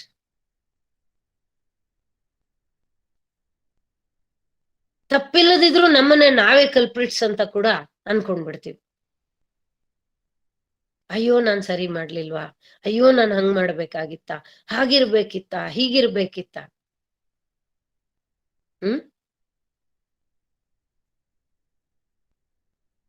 ಹಿರಿಯರು ಒಂದ್ ಮಾತು ಹೇಳಿರೋದು ಜ್ಞಾಪಕ ಬರುತ್ತೆ, less will make it long, more will make it short. ಎಷ್ಟು ಚೆನ್ನಾಗಿದೆ ನೋಡಿ ಈ ಮಾತು. ಸೊ ಅದಕ್ಕೆ ನಾವು ಜೀವನದಲ್ಲಿ ನಮ್ಮ ಕೈಯಲ್ಲಿ ಎಷ್ಟಾಗುತ್ತೆ, ನಮಗೇನಾಗುತ್ತೆ ಅದನ್ನ ನಿರ್ವಂಚನೆಯಿಂದ ನಿಸ್ವಾರ್ಥವಾಗಿ ಒಳ್ಳೆಯ ಸತ್ಸಂಕಲ್ಪವನ್ನ ಇಟ್ಕೊಂಡು ಶುದ್ಧ ಭಾವದಿಂದ ಮಾಡಬಹುದು. ಎಲ್ಲಾರು ಕೊಟ್ಬಿಟ್ಟು ಹೊಟ್ಟೋಗಲ್ಲ, ನಮ್ಮ ನಂತರ ಅನ್ಕೋತಾರೆ. ಒಂದ್ ಸಂಶಯ ಇರುತ್ತೆ, ನಾವೆಲ್ಲಾ ಕೊಟ್ರೆ ಎಲ್ಲಾ ಮಾಡಿದ್ರೆ ಇವ್ರು ಹೇಗೆ ನಮ್ಮನ್ನ ನೋಡ್ಕೊಳ್ತಾರೆ. There is an expectation also, there is an insecurity also. ಆದ್ರೆ ನಮ್ಮ ಮಕ್ಕಳನ್ನ, ನಮ್ಮ ಆತ್ಮೀಯರನ್ನ, ಯಾರನ್ನ ನಂಬಿ ನಾವಿದೆಲ್ಲ ಮಾಡ್ತೀವೋ ಅವ್ರು ಬೇರೆ ಒಂದು ಎಕ್ಸ್ಪ್ರೆಷನ್ ಕೊಟ್ಟಾಗ we need not get carried away by that. We have to focus on our self. ನಾನೇನ್ ಮಾಡ್ದೆ, that will give the power to pack up. ಅಲ್ಲಿಂದ ಆ ಒಂದ್ ಸಂದರ್ಭದಿಂದ ನಮ್ಮ ಮನಸ್ಸನ್ನ ಪ್ಯಾಕಪ್ ಮಾಡ್ಕೊಂಡು ವಾಟ್ ಇಸ್ ರೈಟ್ ಆ ಕಡೆಗೆ ಬರ್ಲಿಕ್ಕೆ ಅದು ನಮ್ಗೆ ಸಹಾಯ ಮಾಡ್ಕೊಡುತ್ತೆ. ಇಲ್ದಲ್ಲೇ ಇದ್ರೆ ರಣ ರಣ ರಣ ರಣ ನರಳಿಸುತ್ತೆ ನಮ್ಮನ್ನ. ನರಕ ಅನ್ನೋದಿನ್ನೆಲ್ಲೋ ಇಲ್ಲ, ಯಾತನೆ ಅನ್ನೋದಿನ್ನೆಲ್ಲೋ ಇಲ್ಲ, ನಮ್ಮ ಈ ಅಜ್ಞಾನದ ಸ್ಥಿತಿಯಲ್ಲೇ ಇರುವಂತದ್ದು, ಈ ಅವಸ್ಥೆನಲ್ಲೇ ಇರುವಂತದ್ದು. ಇದನ್ನ ನಾವು ಚೆನ್ನಾಗಿ ಅರ್ಥ ಮಾಡ್ಕೊಂಡಾಗ ನಮ್ಮ ಜೀವನದಲ್ಲಿ ನಾವು ಎಷ್ಟೋ ಬದಲಾವಣೆಯನ್ನ ತಂದುಕೊಳ್ಬಹುದು. We can take an example. ಒಂದು ಕೋನ್ ಇದೆ. ಆ ಕೋನನ್ನ ನಿಮ್ಗೆ ಗೊತ್ತು, ಮೇಲ್ಗಡೆ ಅಗಲ ಇರತ್ತೆ, ಬರ್ತಾ ಬರ್ತಾ ಅದು ಟೇಪರ್ ಆಗತ್ತೆ. ಕೋನ್ ಅಂದ್ರೆ ಇವಾಗ ಅದನ್ನ ನೀವು ಹೀಗೆ ನಿಲ್ಸ್ಲಿಕ್ಕೆ ಹೋದ್ರೆ ಯಾವುದೇ ಸಪೋರ್ಟ್ ಇಲ್ದಿರ ಅದು ಹೇಗ್ ನಿಂತ್ಕೊಳ್ಳುತ್ತೆ? ಅದಕ್ಕೇನೋ ಒಂದು ಸ್ಟ್ಯಾಂಡೋ, ಅದಕ್ಕೇನೋ ಒಂದು ಇನ್ನೇನೋ ಒಂದು ಸಪೋರ್ಟೋ ಕೊಟ್ಟಾಗ ಮಾತ್ರ ಅದು ನಿಂತ್ಕೊಳ್ಳುತ್ತೆ. ನಾನೇನೋ ಸಪೋರ್ಟ್ ಕೊಡಲ್ಲ, ಆ ಕೋನ್ನ ನಾನು ಇವಾಗ ಇಡ್ಬೇಕು ಅಂದ್ರೆ ನಾನು ಅದನ್ನ ಉಲ್ಟಾ ಇಡ್ಬೇಕಾಗತ್ತೆ ಅಷ್ಟೆ. Set the base right and everything will become right. ಆ ಬೇಸ್ನ ಕೂರ್ಸ್ಲಿಕ್ಕೆ ನಿಂಗೆ ಏನ್ ಬೇಕೋ ಆ ಒಂದು ವ್ಯವಸ್ಥೆಯನ್ನ ಮಾಡ್ಕೊ, ಆಮೇಲೆ ಎಲ್ಲವೂ ತಾನೇ ಸರಿ ಹೋಗುತ್ತೆ. ಸೊ ನಾವ್ ಆ ಬೇಸ್ನೇ ಸೆಟ್ ರೈಟ್ ಮಾಡ್ಕೊಳಲ್ಲ. ಅಂದ್ರೆ ಇವಾಗ ನಾನು ಯಾವ ರೀತಿ ಚಿಂತನೆ ಮಾಡ್ಬೇಕು, ನಾನು ಇವಾಗ ಯಾವ ರೀತಿ ನಡ್ಕೊಳ್ಬೇಕು, ಅದನ್ನೇ ನಾನು ಇದ್ ಮಾಡ್ಕೊಳಲ್ಲ. ಸಂದರ್ಭನೇ ಹೈಲೈಟ್, ಅವ್ರ ಮಾತನ್ನೇ ಹೈಲೈಟ್ ಮಾಡ್ಕೊಂಡು ನಾನೇನ್ ಮಾಡ್ತೀನಿ, ತೊಂದರೆಗೆ ಸಿಕ್ಕಾಕೊಳ್ತೀನಿ. So learn to pack your self. That is the power. Bless to you. ನಾನು ಹೇಳ್ತಾ ಇರೋದು ಅವ್ರಿಗೆ ಸರಿಯಾಗಿ ಅರ್ಥ ಆಗ್ತಾ ಇಲ್ಲ ಅಂದ್ರೆ ಹೇಳಲಿಕ್ಕೆ ಪ್ರಯತ್ನ ಮಾಡ್ಬೇಕು. ಅವ್ರಿಗೆ ಅರ್ಥ ಆಗ್ಲಿಲ್ಲ ಅಂದ್ಬಿಟ್ಟು ನಾನು ಒದ್ದಾಡೋ ನೆಸೆಸಿಟಿ ಇಲ್ಲ. ಇನ್ಯಾರೋ ಬರ್ತಾರೆ ಅವ್ರಿಗೆ ಅರ್ಥ ಆಗೋ ರೀತಿನಲ್ಲಿ. ಲೋಕೇಸ್ಮಿನ್ ವಿವಿಧ ನಿಷ್ಠ. ಒಬ್ಬೊಬ್ರಿಗೆ ಒಂದೊಂದು ಮಾರ್ಗ, ಒಬ್ಬೊಬ್ರು ಹೇಳೋದು ಅರ್ಥ ಆಗುತ್ತೆ ಅಂತ ಹೇಳ್ಕೊಂಡು ನಾವು ನಿರಾಳ ತಗೊಳ್ಳೋದನ್ನ ಕಲ್ತ್ಕೊಳ್ಬೇಕು. ಆ ಜಾಗ ಬಿಟ್ಟು ಬಿಡೋದನ್ನ ಕಲ್ತ್ಕೊಳ್ಬೇಕು. ಬರೀ ದೇಹ ಬಿಟ್ರೆ ಸಾಧ್ಯ ಆಗಲ್ವೇ? ಮನಸ್ಸು ಬುದ್ಧಿಗಳು ಬಿಡ್ಬೇಕು. ಯಾಕಂದ್ರೆ ಈ ದೇಹ ಏನೋ ಹೊರಟೋಗುತ್ತೆ ಈ ಆಯುಷ್ಯ ಮುಗಿದ ನಂತರ. ಮನಸ್ಸು ಬುದ್ಧಿ ಇದೇ ಬರುತ್ತಲ್ಲ ಮುಂದಿನ ಜನ್ಮಕ್ಕೆ.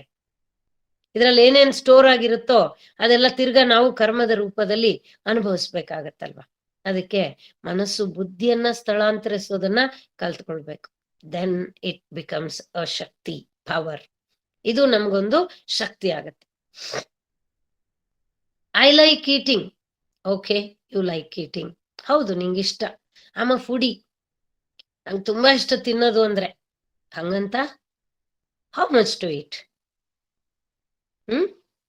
ಈಟ್ ಮಾಡ್ರೇಟ್ಲಿ, ಈಟ್ ಲೆಸ್. ಎಷ್ಟು ಬೇಕೋ ಅಷ್ಟು ತಿನ್ನು. I like sleeping but not over sleeping. ಯುಕ್ತಾಹಾರ ವಿಹಾರಸ್ಯ ಯುಕ್ತ ಚೇಷ್ಟಸ್ಯ ಕರ್ಮಸ್ ಯುಕ್ತ ಸ್ವಪ್ನಾವಬೋಧಸ್ಯ. ಎಷ್ಟೆಷ್ಟು ಚೆನ್ನಾಗಿ ಒಂದೊಂದು ಮಾತು ಹೇಳಿದಾನೆ ಪರಮಾತ್ಮ.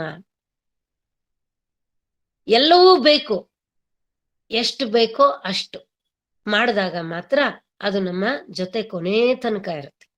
ಇಲ್ದಲ್ಲ ಇದ್ರೆ ಇವತ್ತು ಜಾಸ್ತಿ ಮಾಡಿದ್ರೆ, ಇವತ್ತು ಸರಿಗಿರ್ಬೇಕು ನಂಗೆ ಎಲ್ಲದಕ್ಕೂ ಉಪ್ಪು ಅಂತ ನಾನು ಹಾಕೊಂಡು ತಿಂದ್ರೆ ಬಹಳ ಬೇಗ ನಾವು ಅದನ್ನ ಬಿಟ್ಟು ಬದುಕಬೇಕಾಗತ್ತೆ. ನಂಗೆ ಸಿಹಿ ತುಂಬಾ ಇಷ್ಟ ಅಂತ ನಾನು ಹೆಚ್ಚಿಗೆ ತಿನ್ನೋದನ್ನ ಅಭ್ಯಾಸ ಮಾಡ್ಕೊಂಡ್ರೆ ಬಹಳ ಬೇಗ ನಾವು ಅದನ್ನ ಬಿಡ್ಬೇಕಾಗೋ ಸಂದರ್ಭ ಬರುತ್ತೆ. ಎಲ್ಲದರ ಜೊತೆ ನಾನು ಕೊನೆ ತನಕ ಇರ್ಬೇಕು ಅಂದ್ರೆ ಎಲ್ಲದರಲ್ಲೂ ಹಿತಮಿತಗಳಿರ್ಬೇಕು, ಬದಲಾಯಿಸ್ಕೊಳ್ಬೇಕು. ಓವರ್ ಅನ್ನೋ ಸ್ಥಿತಿಯಲ್ಲಿ ಇರುವಂತದ್ದನ್ನ ಮಾಡರೇಟ್, ಲೆಸ್, ಹಾಗೆ ನಾವು ಬದಲಾಯಿಸ್ಕೊಳ್ಬೇಕು, ಸ್ಥಳಾಂತರ ಮಾಡ್ಕೊಳ್ಬೇಕು. We should learn. I want to hit the top. Set the base right first, then you can hit the top. Cone example ಹೇಳ್ದೆ ಅಲ್ವಾ?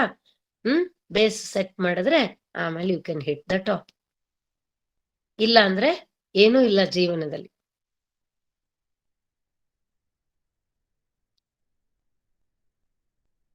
ನನ್ನ ಹತ್ರ ತುಂಬಾ ಇದೆ, ನಾನು ಯಾರಿಗೂ ಕೊಡ್ದಿದ್ರು ಕೂಡ, ಅದು ಸದ್ವಿನಿಯೋಗ ಆಗದಿದ್ರು ಕೂಡ ಅದು ವೇಸ್ಟೆ. ಆಗ್ಲೂ ಕೂಡ ನನ್ನ ಮನಸ್ಥಿತಿಯನ್ನ, ನನ್ನ ನಿರ್ಧಾರವನ್ನ ನಾನು ಬದಲಾಯಿಸ್ಕೊಳ್ಬೇಕಾಗತ್ತೆ. What you don't use it, you lose it. What is not used is again abused. ಇಂಥವೆಲ್ಲ ವಿಷಯಗಳನ್ನ ನಾವು ತಲೆಗೆ ತೆಗೆದುಕೊಂಡಾಗ ನಮಗ್ ಗೊತ್ತಾಗುತ್ತೆ how we need to work with everything. ಹೇಗೆ ಪ್ರತಿಯೊಂದರ ಜೊತೆ ನಾವು ನಡೆದುಕೊಳ್ಬೇಕು, ಎಲ್ಲವನ್ನ ಒಂದು ಶಕ್ತಿಯಾಗಿ ಬಲವಾಗಿ ನಾವು ಬದಲಾಯಿಸ್ಕೊಳ್ಬಹುದು.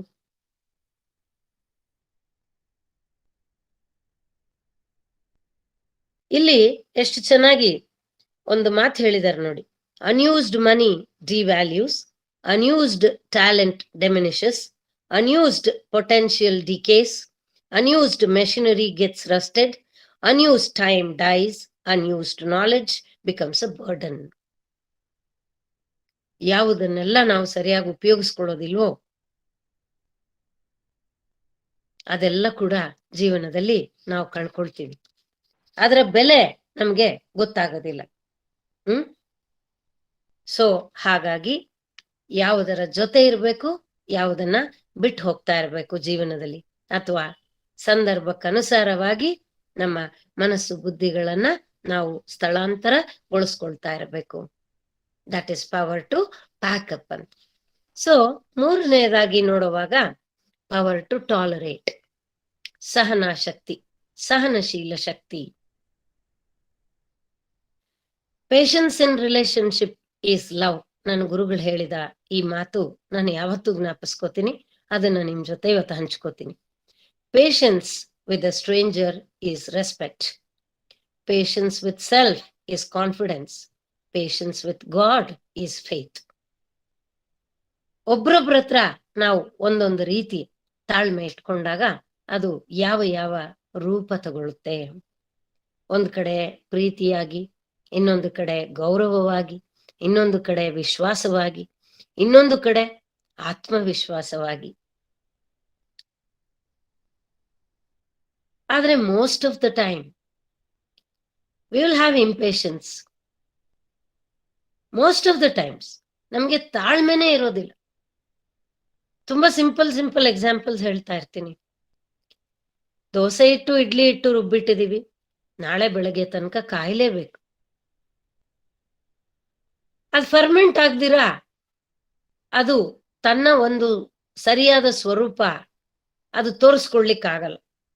ಇಡ್ಲಿ ಸಾಫ್ಟ್ ಆಗಿ ಉಬ್ಬಿ ಫ್ಲಫಿ ಆಗಿ ಇರ್ಲಿಕ್ಕೆ ಸಾಧ್ಯನೇ ಇಲ್ಲ. ದೋಸೆ ಹಾಕಿದ್ರೆ ತೂತ್ ಬಿಟ್ಕೊಂಡು ಮೃದುವಾಗಿ ಇರ್ಲಿಕ್ಕೆ ಸಾಧ್ಯನೇ ಇಲ್ಲ. That time is required. No waiting ಬೇಕೇ ಬೇಕಲ್ವಾ. ಆದ್ರೆ ನಮ್ಗೇನೋ ಇವಾಗ ನಾನು ಭೂಮಿಲಿ ಬೀಜ ಹುತ್ತದೆ, ನನಗೆ ನಾಳೆ ಬೆಳಗ್ಗೆನೆ I am expecting the crops. How is it possible? ನಾನು ಇಷ್ಟು ವರ್ಷ ಎಷ್ಟೊಂದ್ ಜನಕ್ಕೆ ಒಳ್ಳೇದ್ ಮಾಡಿದೀನಿ, ನನಗಿನ್ಯಾವತ್ತಪ್ಪ ಕಾಲ ಬರುತ್ತೆ ಒಳ್ಳೇದು?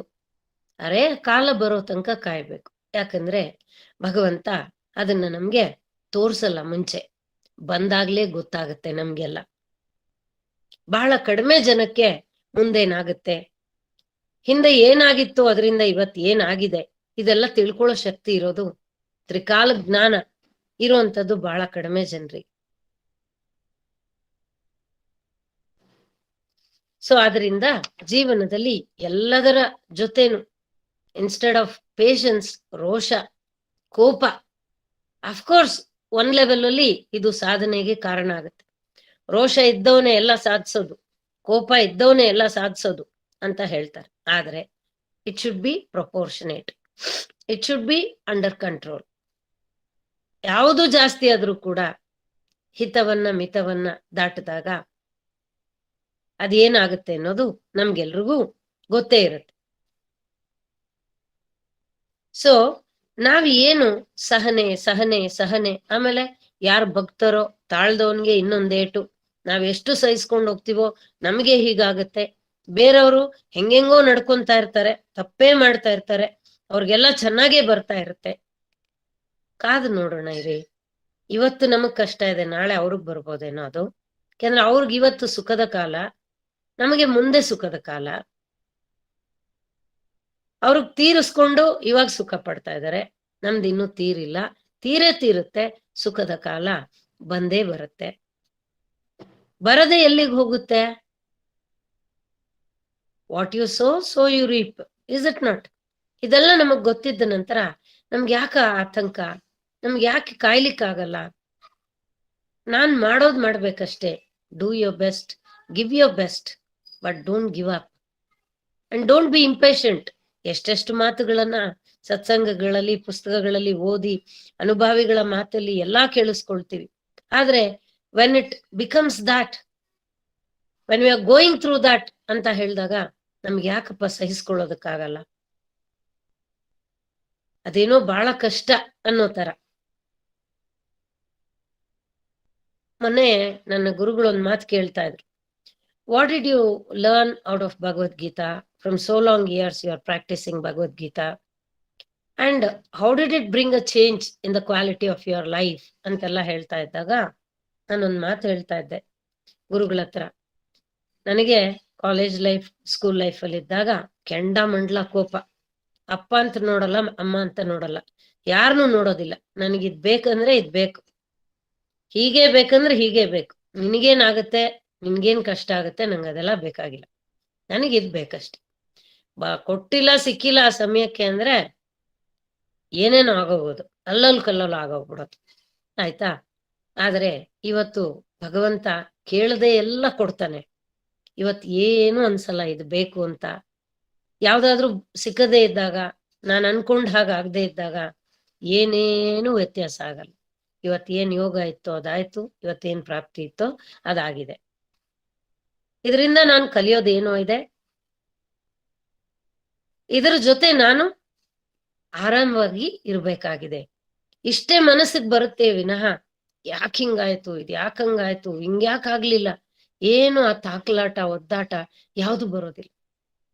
ಅವಾಗ ಹೇಳ್ತಾ ಇದ್ದೆ, ಗುರುಗಳೇ ನನ್ಗೆ ಇಷ್ಟಿತ್ತು ಕೋಪ, ಇವತ್ತು ನಾನು ಎಂಥ ಸಂದರ್ಭದಲ್ಲೂ ನನ್ನ ಮುಖದಲ್ಲಿ ನಗು, ಆ ಪ್ರಶಾಂತತೆ ಇರುತ್ತೆ.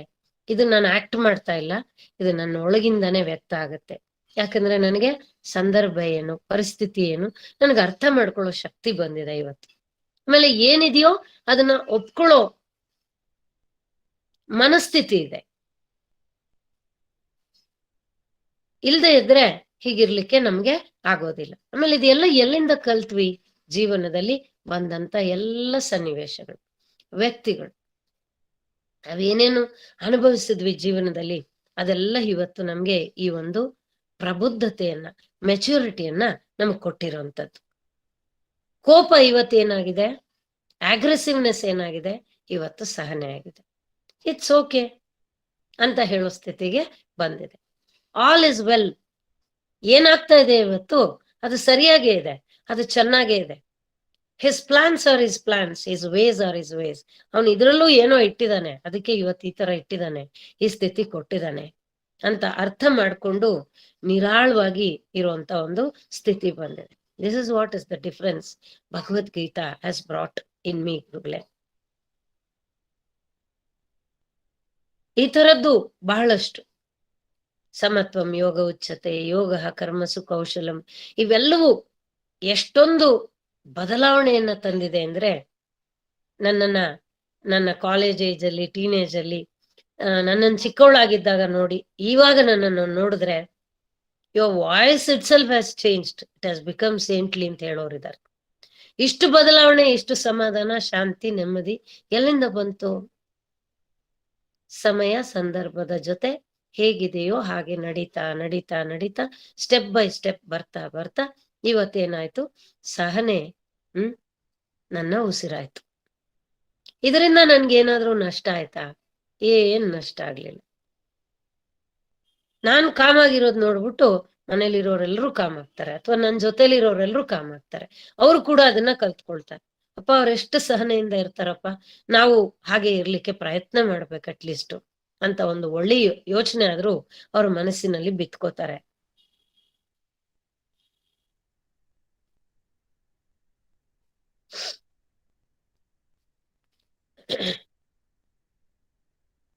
Take the breaks to imbibe the patience ಅಂತ ಒಂದ್ ಕಡೆ ಓದಿದ್ದು ಜ್ಞಾಪಕ ನನಗೆ. ಒಬ್ಬೊಬ್ರಿಗೆ ತುಂಬಾ ಕೋಪ ಇರುತ್ತೆ. ಆ ಕೋಪದಿಂದ ಅವರು ಹೊರಬರ್ಬೇಕು ಅಂತ ಪ್ರಯತ್ನ ಮಾಡ್ತಾ ಇರೋವಾಗ ಯಾವುದೋ ಒಂದು ಎರಡು ಸಹನೆಯಿಂದ ಮಾಡ್ತಾರೆ. ಅವ್ರ ಜೊತೆ ನಾವು ಅಷ್ಟೇ ಸಮಾಧಾನವಾಗಿ ಹೋದ್ರೆ ಅದು ಕಂಟಿನ್ಯೂ ಆಗೋಕ್ ಚಾನ್ಸಸ್ ಇರುತ್ತೆ. ನಾವೇನಾದ್ರೂ ಒಂದ್ ಹೇಳೋ ಕಡೆ 4 ಒಂದೇ ಸಲ ಹೇಳಿದ್ರೆ ದೇ ಬಿಕಮ್ ಅಗೇನ್ ಆಗ್ರೆಸಿವ್. ಅವ್ರಿಗೆ ಅಷ್ಟನ್ನು ಒಟ್ಟಿಗೆ ತಗೊಳಕ್ಕಾಗಲ್ಲ. ಅದಕ್ಕೆ ಜೀವನದಲ್ಲಿ ಬಹಳಷ್ಟು ಸಲ ಬ್ರೇಕ್ಸ್ ತಗೊಂಡು, ಇವತ್ತು 1 ಮಾಡ್ತೀನಿ, ನಾಳೆ 2 ಮಾಡ್ತೀನಿ, ಮತ್ತೆ ಒಂದು ದಿನ ಚೀಟ್ ಡೇ ಅಂತ, ಇವತ್ತು ನಾನು ಏನು ಮಾಡೋದಿಲ್ಲ, ಈ ನಿಟ್ಟಿನಲ್ಲಿ ಒಂದು ಬ್ರೇಕ್ ಬೇಕು ನನಗೆ, ಮತ್ತೆ ನಾಳೆಯಿಂದ ಇದನ್ನ ಮಾಡ್ತೀನಿ.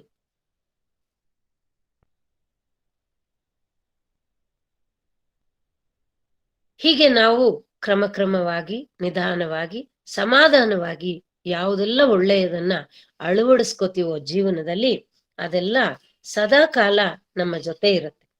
ಅರ್ಜೆಂಟ್ ಅರ್ಜೆಂಟ್ ಅರ್ಜೆಂಟ್ ಎಲ್ಲ ಬಿದ್ಬಿಟ್ಟು ನಾವ್ ಏನೇನೆಲ್ಲ ಮಾಡ್ತೀವೋ ಅದೆಲ್ಲ ಏನಾಗುತ್ತೆ, ಬಂದಂಗೆ ಬರುತ್ತೆ, ಹಾಗೆಯೇ ಹೊರಟೋಗುತ್ತೆ. The purpose of a seed is to become a plant. The purpose of the plant is to become a tree. And that of the tree is to flower, and flower to become a fruit. And fruit is to provide again the seeds for many more of its kind to perpetuate. ಅಲ್ವಾ? ಎಲ್ಲದಕ್ಕೂ ಅದರದರ purpose ಇದೆಯಲ್ಲ, ಅದು ಆ ಬದಲಾವಣೆಯನ್ನ ತಗೊಳ್ಳೋ ತನಕ ಕಾಯ್ಬೇಕಾಗತ್ತಲ್ವಾ? ಕಾಯ್ಬೇಕಾದಾಗ ಸಹನೆ ಬೇಕಲ್ವಾ? Please wait till things happen. Allow it to happen. ನಿರಾಳವಾಗಿ ಇರೋದನ್ನ ಆ ಸಮಯದಲ್ಲಿ ನಾವು ಕಲ್ತ್ಕೊಳ್ಬೇಕು. ಏನಾಗುತ್ತೋ ಏನಾಗುತ್ತೋ ಹೇಗಾಗುತ್ತೋ ಅನ್ನೋ ಆತಂಕನೇ ನಮ್ಮನ್ನ ಜೀವನದಲ್ಲಿ ಬಹಳಷ್ಟು ಮಟ್ಟಿಗೆ ತಿಂದು ಹಾಕತ್ತೆ. ನೆಕ್ಸ್ಟ್ ಬಂದು ಪವರ್ ಟು ಅಡ್ಜಸ್ಟ್. ಏನಿದೆಯೋ ಅದರ ಜೊತೆ ನಾವು ಇರುವಂತದ್ದು. ಚಳಿ ಬಂತು, ಚಳಿ ಜೊತೆ ಇರಬೇಕು. ಮೊನ್ನೆ ಎಲ್ಲ ಮಳೆ ಬಂತು, ಅನಿರೀಕ್ಷಿತವಾಗಿ ಬಂತು, ಅದ್ರ ಜೊತೆ ಇರಬೇಕು. ಗಾಳಿ ಬಂತು, ಗಾಳಿ ಜೊತೆ ಇರಬೇಕು. ಹಸಿವಾಯ್ತು, ಹಸಿವಿನ ಜೊತೆ ಇರಬೇಕು. ನಿದ್ದೆ ಬಂತು, ನಿದ್ದೆ ಜೊತೆ ಇರಬೇಕು. ದುಃಖ ಬಂತು, ದುಃಖದ ಜೊತೆ ಇರಬೇಕು. ಸುಖ ಬಂತು, ಸುಖದ ಜೊತೆ ಇರಬೇಕು. ಒಂದ್ ಸಂದರ್ಭ ಇರುತ್ತೆ ಶತ್ರುಗಳ ಜೊತೆನೂ ಇರ್ಬೇಕಾಗತ್ತೆ. ಆಗ್ಲೂ ಕೂಡ ಅದೇ ಮನಸ್ಥಿತಿಯಲ್ಲಿ ಇರ್ಬೇಕಷ್ಟೆ. ಇರ್ದಲ್ಲ ಇದ್ರೆ ಏನಾಗುತ್ತೆ? ನಾನು ಇಲ್ಲಿಂದ ತಪ್ಪಿಸ್ಕೊಂಡು ಹೋಗ್ಬೋದು, ಚಿಕ್ಕದ್ರಿಂದ ತಪ್ಪಿಸ್ಕೊಂಡೋಗಿ ಇಲಿಬಾಯಿಂದ ತಪ್ಪಿಸ್ಕೊಂಡೋಗಿ ಹುಲಿಬಾಯಿಗೆ ಸಿಕ್ಕಾಕೊಂಡೆ ಅನ್ನೋ ರೀತಿ ಆಗ್ಬಿಡ್ಬೋದು. Is it not? ಮತ್ತೆ ನಾವು ಯಾವಾಗ ಯಾವುದನ್ನ ಬದಲಾಯಿಸ್ಲಿಕ್ಕೆ ಆಗಲ್ಲ ಅಂತ ನಮಗ್ ಗೊತ್ತಾಗುತ್ತೋ, it is good to accept and adjust and later appreciate. ಇದ್ರಲ್ಲಿ ಒಂದು ಡಿವಿಯೇಷನ್ AQ ಅಂತ. ಫಸ್ಟು ಆಕ್ಸೆಪ್ಟ್, ಆಮೇಲೆ ಅಡ್ಜಸ್ಟ್, ಆಮೇಲೆ ಅದನ್ನೇ ಅಪ್ರಿಶಿಯೇಟ್. ಮದುವೆ ಆದ ಹೊಸ್ತರಲ್ಲಿ ತಾಯಿ ಮನೆಯಿಂದ ಅತ್ತೆ ಮನೆಗೆ ಬಂದಾಗ ಆಕ್ಸೆಪ್ಟ್ ಮಾಡ್ಕೊಳ್ಳೋದು, ಇಲ್ಲಿ ಎಷ್ಟೊಂದು ಬದಲಾವಣೆಗಳಿರುತ್ತಲ್ವಾ. ಇದು ಹೆಣ್ಮಕ್ಳೆಲ್ಲರಿಗೂ ಆಗುವಂತ ಒಂದು ಪರಿಸ್ಥಿತಿ. ತುಂಬಾ ಕಷ್ಟ ಅನಿಸ್ತಾ ಇರತ್ತೆ. ಆಕ್ಸೆಪ್ಟ್ ಮಾಡ್ಕೊಂಡ್ರೆ ತಾನೆ ಆಮೇಲೆ ಅದನ್ನ ಅಡ್ಜಸ್ಟ್ ಮಾಡ್ಕೊಳ್ಳೋದು. ಫಸ್ಟ್ ಆಫ್ ಆಲ್ ಆಕ್ಸೆಪ್ಟೇ ಮಾಡ್ಕೊಳಕಾಗಲ್ಲ, ಸ್ವೀಕಾರನೇ ಮಾಡ್ಕೊಳಕಾಗಲ್ಲ. ನಮ್ಮ ಮನೇಲಿ ಹಂಗಿತ್ತು, ನಮ್ಮ ತಾಯಿ ಮನೆ. ಅರೆ ನೀನು ಆ ಹೊಸಲು ದಾಟಿ ಈ ಹೊಸಲಿಗೆ ಮಹಾಲಕ್ಷ್ಮಿ ತರ ಬಂದಿದೀಯಮ್ಮ.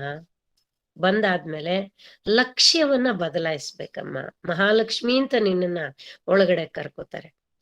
ಲಕ್ಷ್ಮಿ ಯಾರು? ಲಕ್ಷ್ಯವನ್ನ ಕೊಡುವಂತವಳು. From shifting from lower to higher, from bad to good, good to best. ಆಗ ನನ್ನ ಲಕ್ಷ್ಯನ ನಾನು ಬದಲಾಯಿಸ್ಕೊಳ್ಬೇಕಲ್ವಾ? ಬದಲಾಯಿಸ್ಕೊಂಡ ನಂತರ ಅದ್ರ ಜೊತೆ ಬದುಕಲಿಕ್ಕೆ ಶುರು ಆಗ್ತೀವಲ್ವಾ? ಸಂತೋಷವಾಗಿ then we will start appreciating. ಅಯ್ಯೋ, ನಮ್ಮ ಅತ್ತೆ ಮನೆದೇ ಇದು ಸಿಸ್ಟಮ್ ಚೆನ್ನಾಗಿದೆ ಅಂತ ನಂಗೆ ಅನ್ಸುತ್ತೆ. ಹೌದಲ್ವಾ? ನಂಗೆ ಮೊದಲು ಇದೆಲ್ಲ ಅರ್ಥನೇ ಆಗ್ತಾ ಇರ್ಲಿಲ್ಲ. ಅವಾಗ ಬಲು ಹಿಂಸೆ ಆಗ್ಬಿಡ್ತಾ ಇತ್ತು. ಇವಾಗ ಅದನ್ನ ಫಸ್ಟ್ ಆಕ್ಸೆಪ್ಟ್ ಮಾಡ್ಕೊಂಡೆ, ಆಮೇಲೆ ಅಡ್ಜಸ್ಟ್ ಮಾಡ್ಕೊಂಡೆ. ಅದರ ಆ ವ್ಯವಸ್ಥೆ ಜೊತೆ ನನ್ನನ್ನ ಹೊಂದಿಸ್ಕೊಳ್ತಾ ಹೋದೆ. ಆ ನಂತರ ಈಗ ನಾನು ಅದನ್ನ ಅಪ್ರಿಶಿಯೇಟ್ ಮಾಡ್ತೀನಿ, ಅದನ್ನೇ ಹೊಗಳ್ತೀನಿ ನಾನು. Oh yeah, this is for good only. ನನಗೇನ್ ಬಂತೋ ನನ್ನ ಜೀವನದಲ್ಲಿ, ನನ್ನ ಬಾಳ ಬುದ್ಧಿ ಅದು ಒಳ್ಳೇದೆ ಅಂತ ಅದನ್ನೇ ನಾವು ಅಪ್ರಿಶಿಯೇಟ್ ಮಾಡ್ತೀವಿ.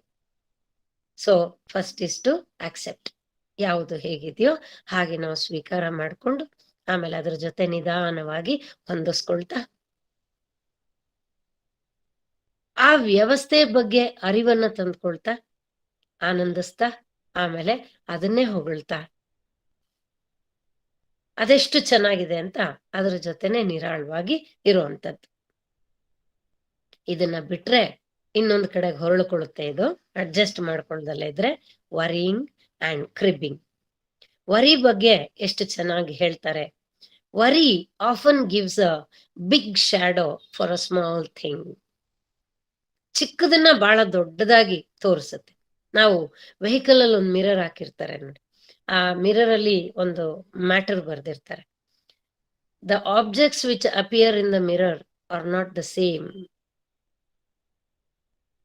ಅಲ್ವಾ? ಅದನ್ನ ನೋಡಿದ ತಕ್ಷಣ ಓ ನನ್ಗಿಲ್ ಚಿಕ್ಕದಾಗ್ ಕಾಣಿಸ್ತಾ ಇದೆ, ಚಿಕ್ಕದಾಗಿಲ್ಲ, ಅದ್ ದೊಡ್ಡದಾಗಿದೆ. ಹಾಗೆ ವರಿ ಅನ್ನೋದು ಕೂಡ ಚಿಕ್ಕದನ್ನ ದೊಡ್ಡದ್ ಮಾಡ್ಬಿಡುತ್ತೆ. ಅದಕ್ ಸೊಲ್ಯೂಷನ್ ಇರುತ್ತೆ, ಅದನ್ನ ಫೈಂಡ್ ಮಾಡ್ಲಿಕ್ಕೆ ನಮ್ಮನ್ನ ಅಲೋ ಮಾಡೋದಿಲ್ಲ. ಅದು ದುಃಖದಲ್ಲಿ, ನೋವಲ್ಲಿ, ಸಂತಾಪದಲ್ಲಿ, ಸಂಕಷ್ಟದಲ್ಲಿ ಅದು ಸಿಕ್ಕಿಸ್ಬಿಡುತ್ತೆ. Losers are always weepers, finders are always keepers ಅಂತ ಹೇಳ್ತಾರೆ. ಒಂದೊಂದನ್ನು ನಾವು ನೋಡ್ತಾ ಹೋದಾಗ ನೀನು ಪಾಸಿಟಿವ್ ಆಗಿ ನೋಡಿ ಆಕ್ಸೆಪ್ಟ್ ಮಾಡ್ಕೊಂಡ್ರೆ, ಅನಲೈಸ್ ಮಾಡ್ಕೊಂಡ್ರೆ for the problem you will get a solution. ನೀನು ಅದನ್ನ ನೆಗೆಟಿವ್ ಆಗಿ why for me only, why always for me only ಅದನ್ನೇ ಇಂಟೆನ್ಸ್ ಮಾಡ್ಕೊಳ್ಳೋದು, why again for me only ಅದ್ರ ಬಗ್ಗೆನೇ ಯೋಚನೆ ಮಾಡೋದು, 100 ಜನಕ್ಕೆ ಅದನ್ನೇ ಹೇಳ್ಕೊಂತ ಕೂತ್ಕೊಳ್ಳೋದು ಬೆಳಗಿಂದ ರಾತ್ರಿ ತನಕ. You intensified it. ಅದು ಚಿಕ್ಕದಾಗಿತ್ತು, ಅದನ್ನ ದೊಡ್ಡದು ಮಾಡ್ಕೊಂಡೆ ನೀನು.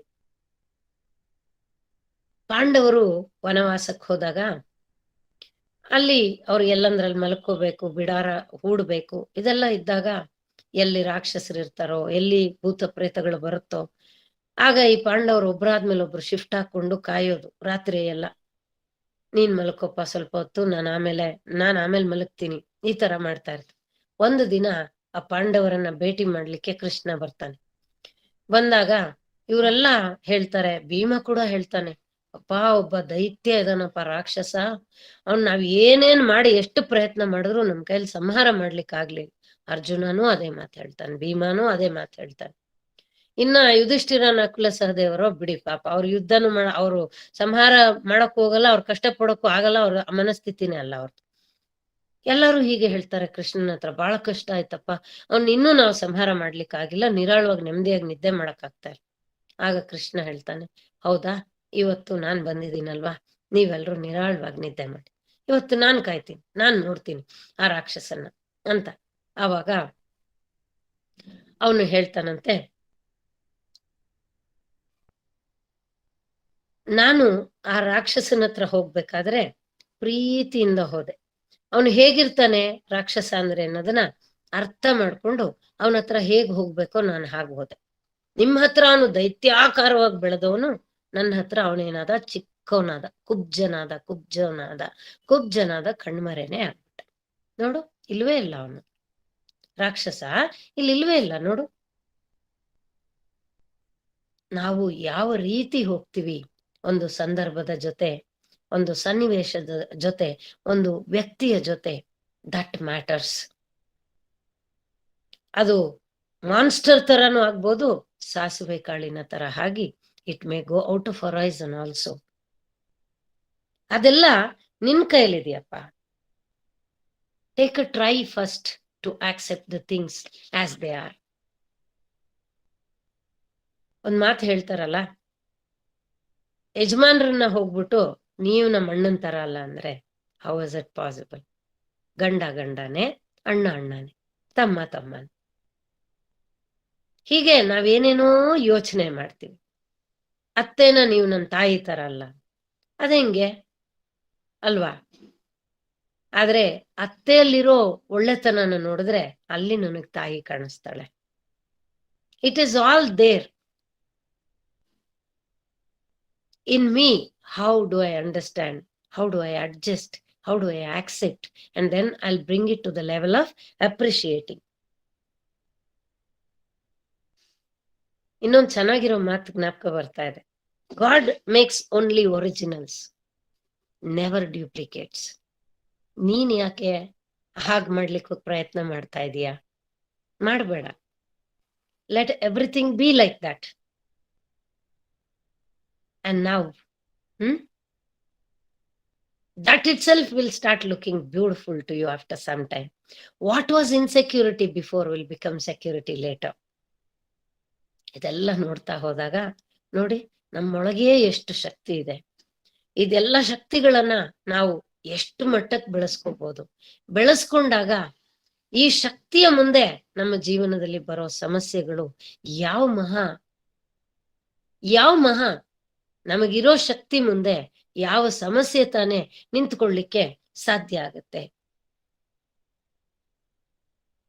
ನನ್ನ ಜೀವನದಲ್ಲಿ ನನಗ್ ಗೊತ್ತಿದ್ದೋ ಗೊತ್ತಿಲ್ದಲೆ ಈ ಪ್ರಯತ್ನಗಳನ್ನ ನಾನ್ ಮಾಡಿರೋದು ಇವತ್ತೆಲ್ಲ ನನಗೆ ಅವೆಲ್ಲ ಸ್ಟ್ರೆಂತ್ ಆಗಿದೆ. ಅವೆಲ್ಲ ಇವತ್ತು ನನಗೆ ಸಪೋರ್ಟ್ ಆಗಿದೆ. That's why I am enjoying while telling this. ಹೌದಲ್ವಾ? ಇದೆಷ್ಟು ಸರಿ ಅಲ್ವಾ? ಆದ್ರೆ ನಾವು ಮೊದಲಲ್ಲೇ ಕಿರಿ ಅಂತ ಹೇಳಿದ್ರೆ, like a squeaky wheel needs the oil or the grease ಅಂತ ಹೇಳ್ತೀವಲ್ಲ, ಹಾಗೆ ನಮ್ಮ ಜೀವನದಲ್ಲೂ ಕೂಡ ಕರ ಕರ ಕರ ಅಂತ ಇದ್ರೆ ಯಾವಾಗ್ಲೂನು ಅದಕ್ಕೆ ಏನೋ ಒಂದು ಬೀಳ್ತಾ ಇರ್ಬೇಕು ಹೊರಗಡೆಯಿಂದ, ಸಾಂತ್ವನ ಇನ್ನೊಂದು. ಆದ್ರೆ ಏನಿದೆಯೋ ಅದು ನನ್ನ ಒಳ್ಳೇದಕ್ಕೆ, ಏನಾಗ್ತಾ ಇದೆಯೋ ಅದು ನನ್ನ ಒಳ್ಳೇದಕ್ಕೆ ಅನ್ನೋದು ನನಗೆ ಅರ್ಥ ಆಗಿದ್ದ ದಿನ, ಎಲ್ಲದರ ಜೊತೆ ನಾನು ಆ ವ್ಯವಸ್ಥೆ ಚೆನ್ನಾಗಿದೆ ಅಂತ ಆ ವ್ಯವಸ್ಥೆಯನ್ನ ಸುವ್ಯವಸ್ಥೆ ಮಾಡ್ಕೊಳ್ತೀನಿ. ಸುಭದ್ರವಾದ ವ್ಯವಸ್ಥೆ ಮಾಡ್ಕೊಂಡು ಅದ್ರ ಜೊತೆನೆ ಆನಂದವಾಗಿ ಬಾಳ್ಲಿಕ್ಕೆ ಪ್ರಾರಂಭ ಮಾಡ್ತೀನಿ. And I can become unique in life. ಎಂಥ ನರಕನ ಸ್ವರ್ಗ ಮಾಡ್ಕೊಂಡ್ಬಿಟ್ರಲ್ರಿ, ವೈಕುಂಠ ಮಾಡ್ಕೊಂಡ್ಬಿಟ್ರಲ್ರಿ ಅಂತ. ಇಷ್ಟೆಲ್ಲ ಬದಲಾವಣೆನ just when you adjust to the things, ಅದಕ್ಕೆ life is completely a process of adjustment and readjustment. ನಾನೇ ಬದಲಾಗ್ತಾ ಇರ್ಬೇಕಾ? ಏನ್ ಗಂಟೋಗಿದ್ದು? ನಾನ್ ಬದಲಾದಷ್ಟು ನಾನೇ ತಾನೇ ಐ ಗೆಟ್ ಮೌಲ್ಡೆಡ್. ನಾನೇ ತಾನೇ ಬದಲಾಗೋದು, ನಾನೇ ಅಲ್ವಾ ಸಾಫ್ಟ್ ಆಗೋದು, ನಾನೇ ಅಲ್ವಾ ಒಳ್ಳೆ ಶೇಪ್ ತಗೊಳ್ಳೋದು, ನನಗೆ ಅಲ್ವಾ ಸಂತೋಷ ಸಿಕ್ಕದು, ನಾನೇ ಅಲ್ವಾ ಬೆಳೆಯೋದು, ಎವಾಲ್ವ್ ಆಗೋದು. ನನಗೆ ಇದರ್ಥ ಆದ್ರೂ ಕೂಡ what I did is really good ಅಂತ ನಮ್ಗನ್ಸತ್ತೆ. When we accept our present, we are at peace with ourself. When we adjust with our present, others are at peace with you. When we appreciate our present, there is Ananda 24/7 into 365 and whole life. So power to adjust ಏನ್ create ಮಾಡುತ್ತೆ? Excitement, enthusiasm, enhancement, empowerment, ecstasy. ಎಂತೆಂತ ಒಳ್ಳೆಯ ಒಂದು ಅನುಭವಗಳನ್ನ ಕೊಡುತ್ತೆ, ಒಂದು feelings ಅನ್ನ ಕೊಡುತ್ತೆ. ಇದನ್ನ ಬಿಟ್ಟು ಅದ್ ಹಂಗಿದ್ರೆ ಸರಿ, ಇದ್ ಹಿಂಗಿದ್ರೆ ಸರಿ ಅಂತ ಅದನ್ನೇ ನಾವು ಬದಲಾಯಿಸ್ಲಿಕ್ಕೆ ಜೀವನದಲ್ಲಿ ಪ್ರಯತ್ನ ಮಾಡ್ತಾ ಇರ್ತೀವಿ. ಅದ್ ಆಗೋದಿಲ್ಲ, ನಾವು ಬಿಡೋದಿಲ್ಲ. ಪವರ್ ಟು ಡಿಸ್ಕ್ರಿಮಿನೇಟ್, ಪರಿಶೀಲಿಸುವ ಶಕ್ತಿ. ಪರಿಶೀಲಿಸುವ ಶಕ್ತಿಯನ್ನ ನಾವು ಸಾಮಾನ್ಯವಾಗಿ ವಿವೇಕ ಅಂತ ಕರಿತೀವಲ್ವಾ?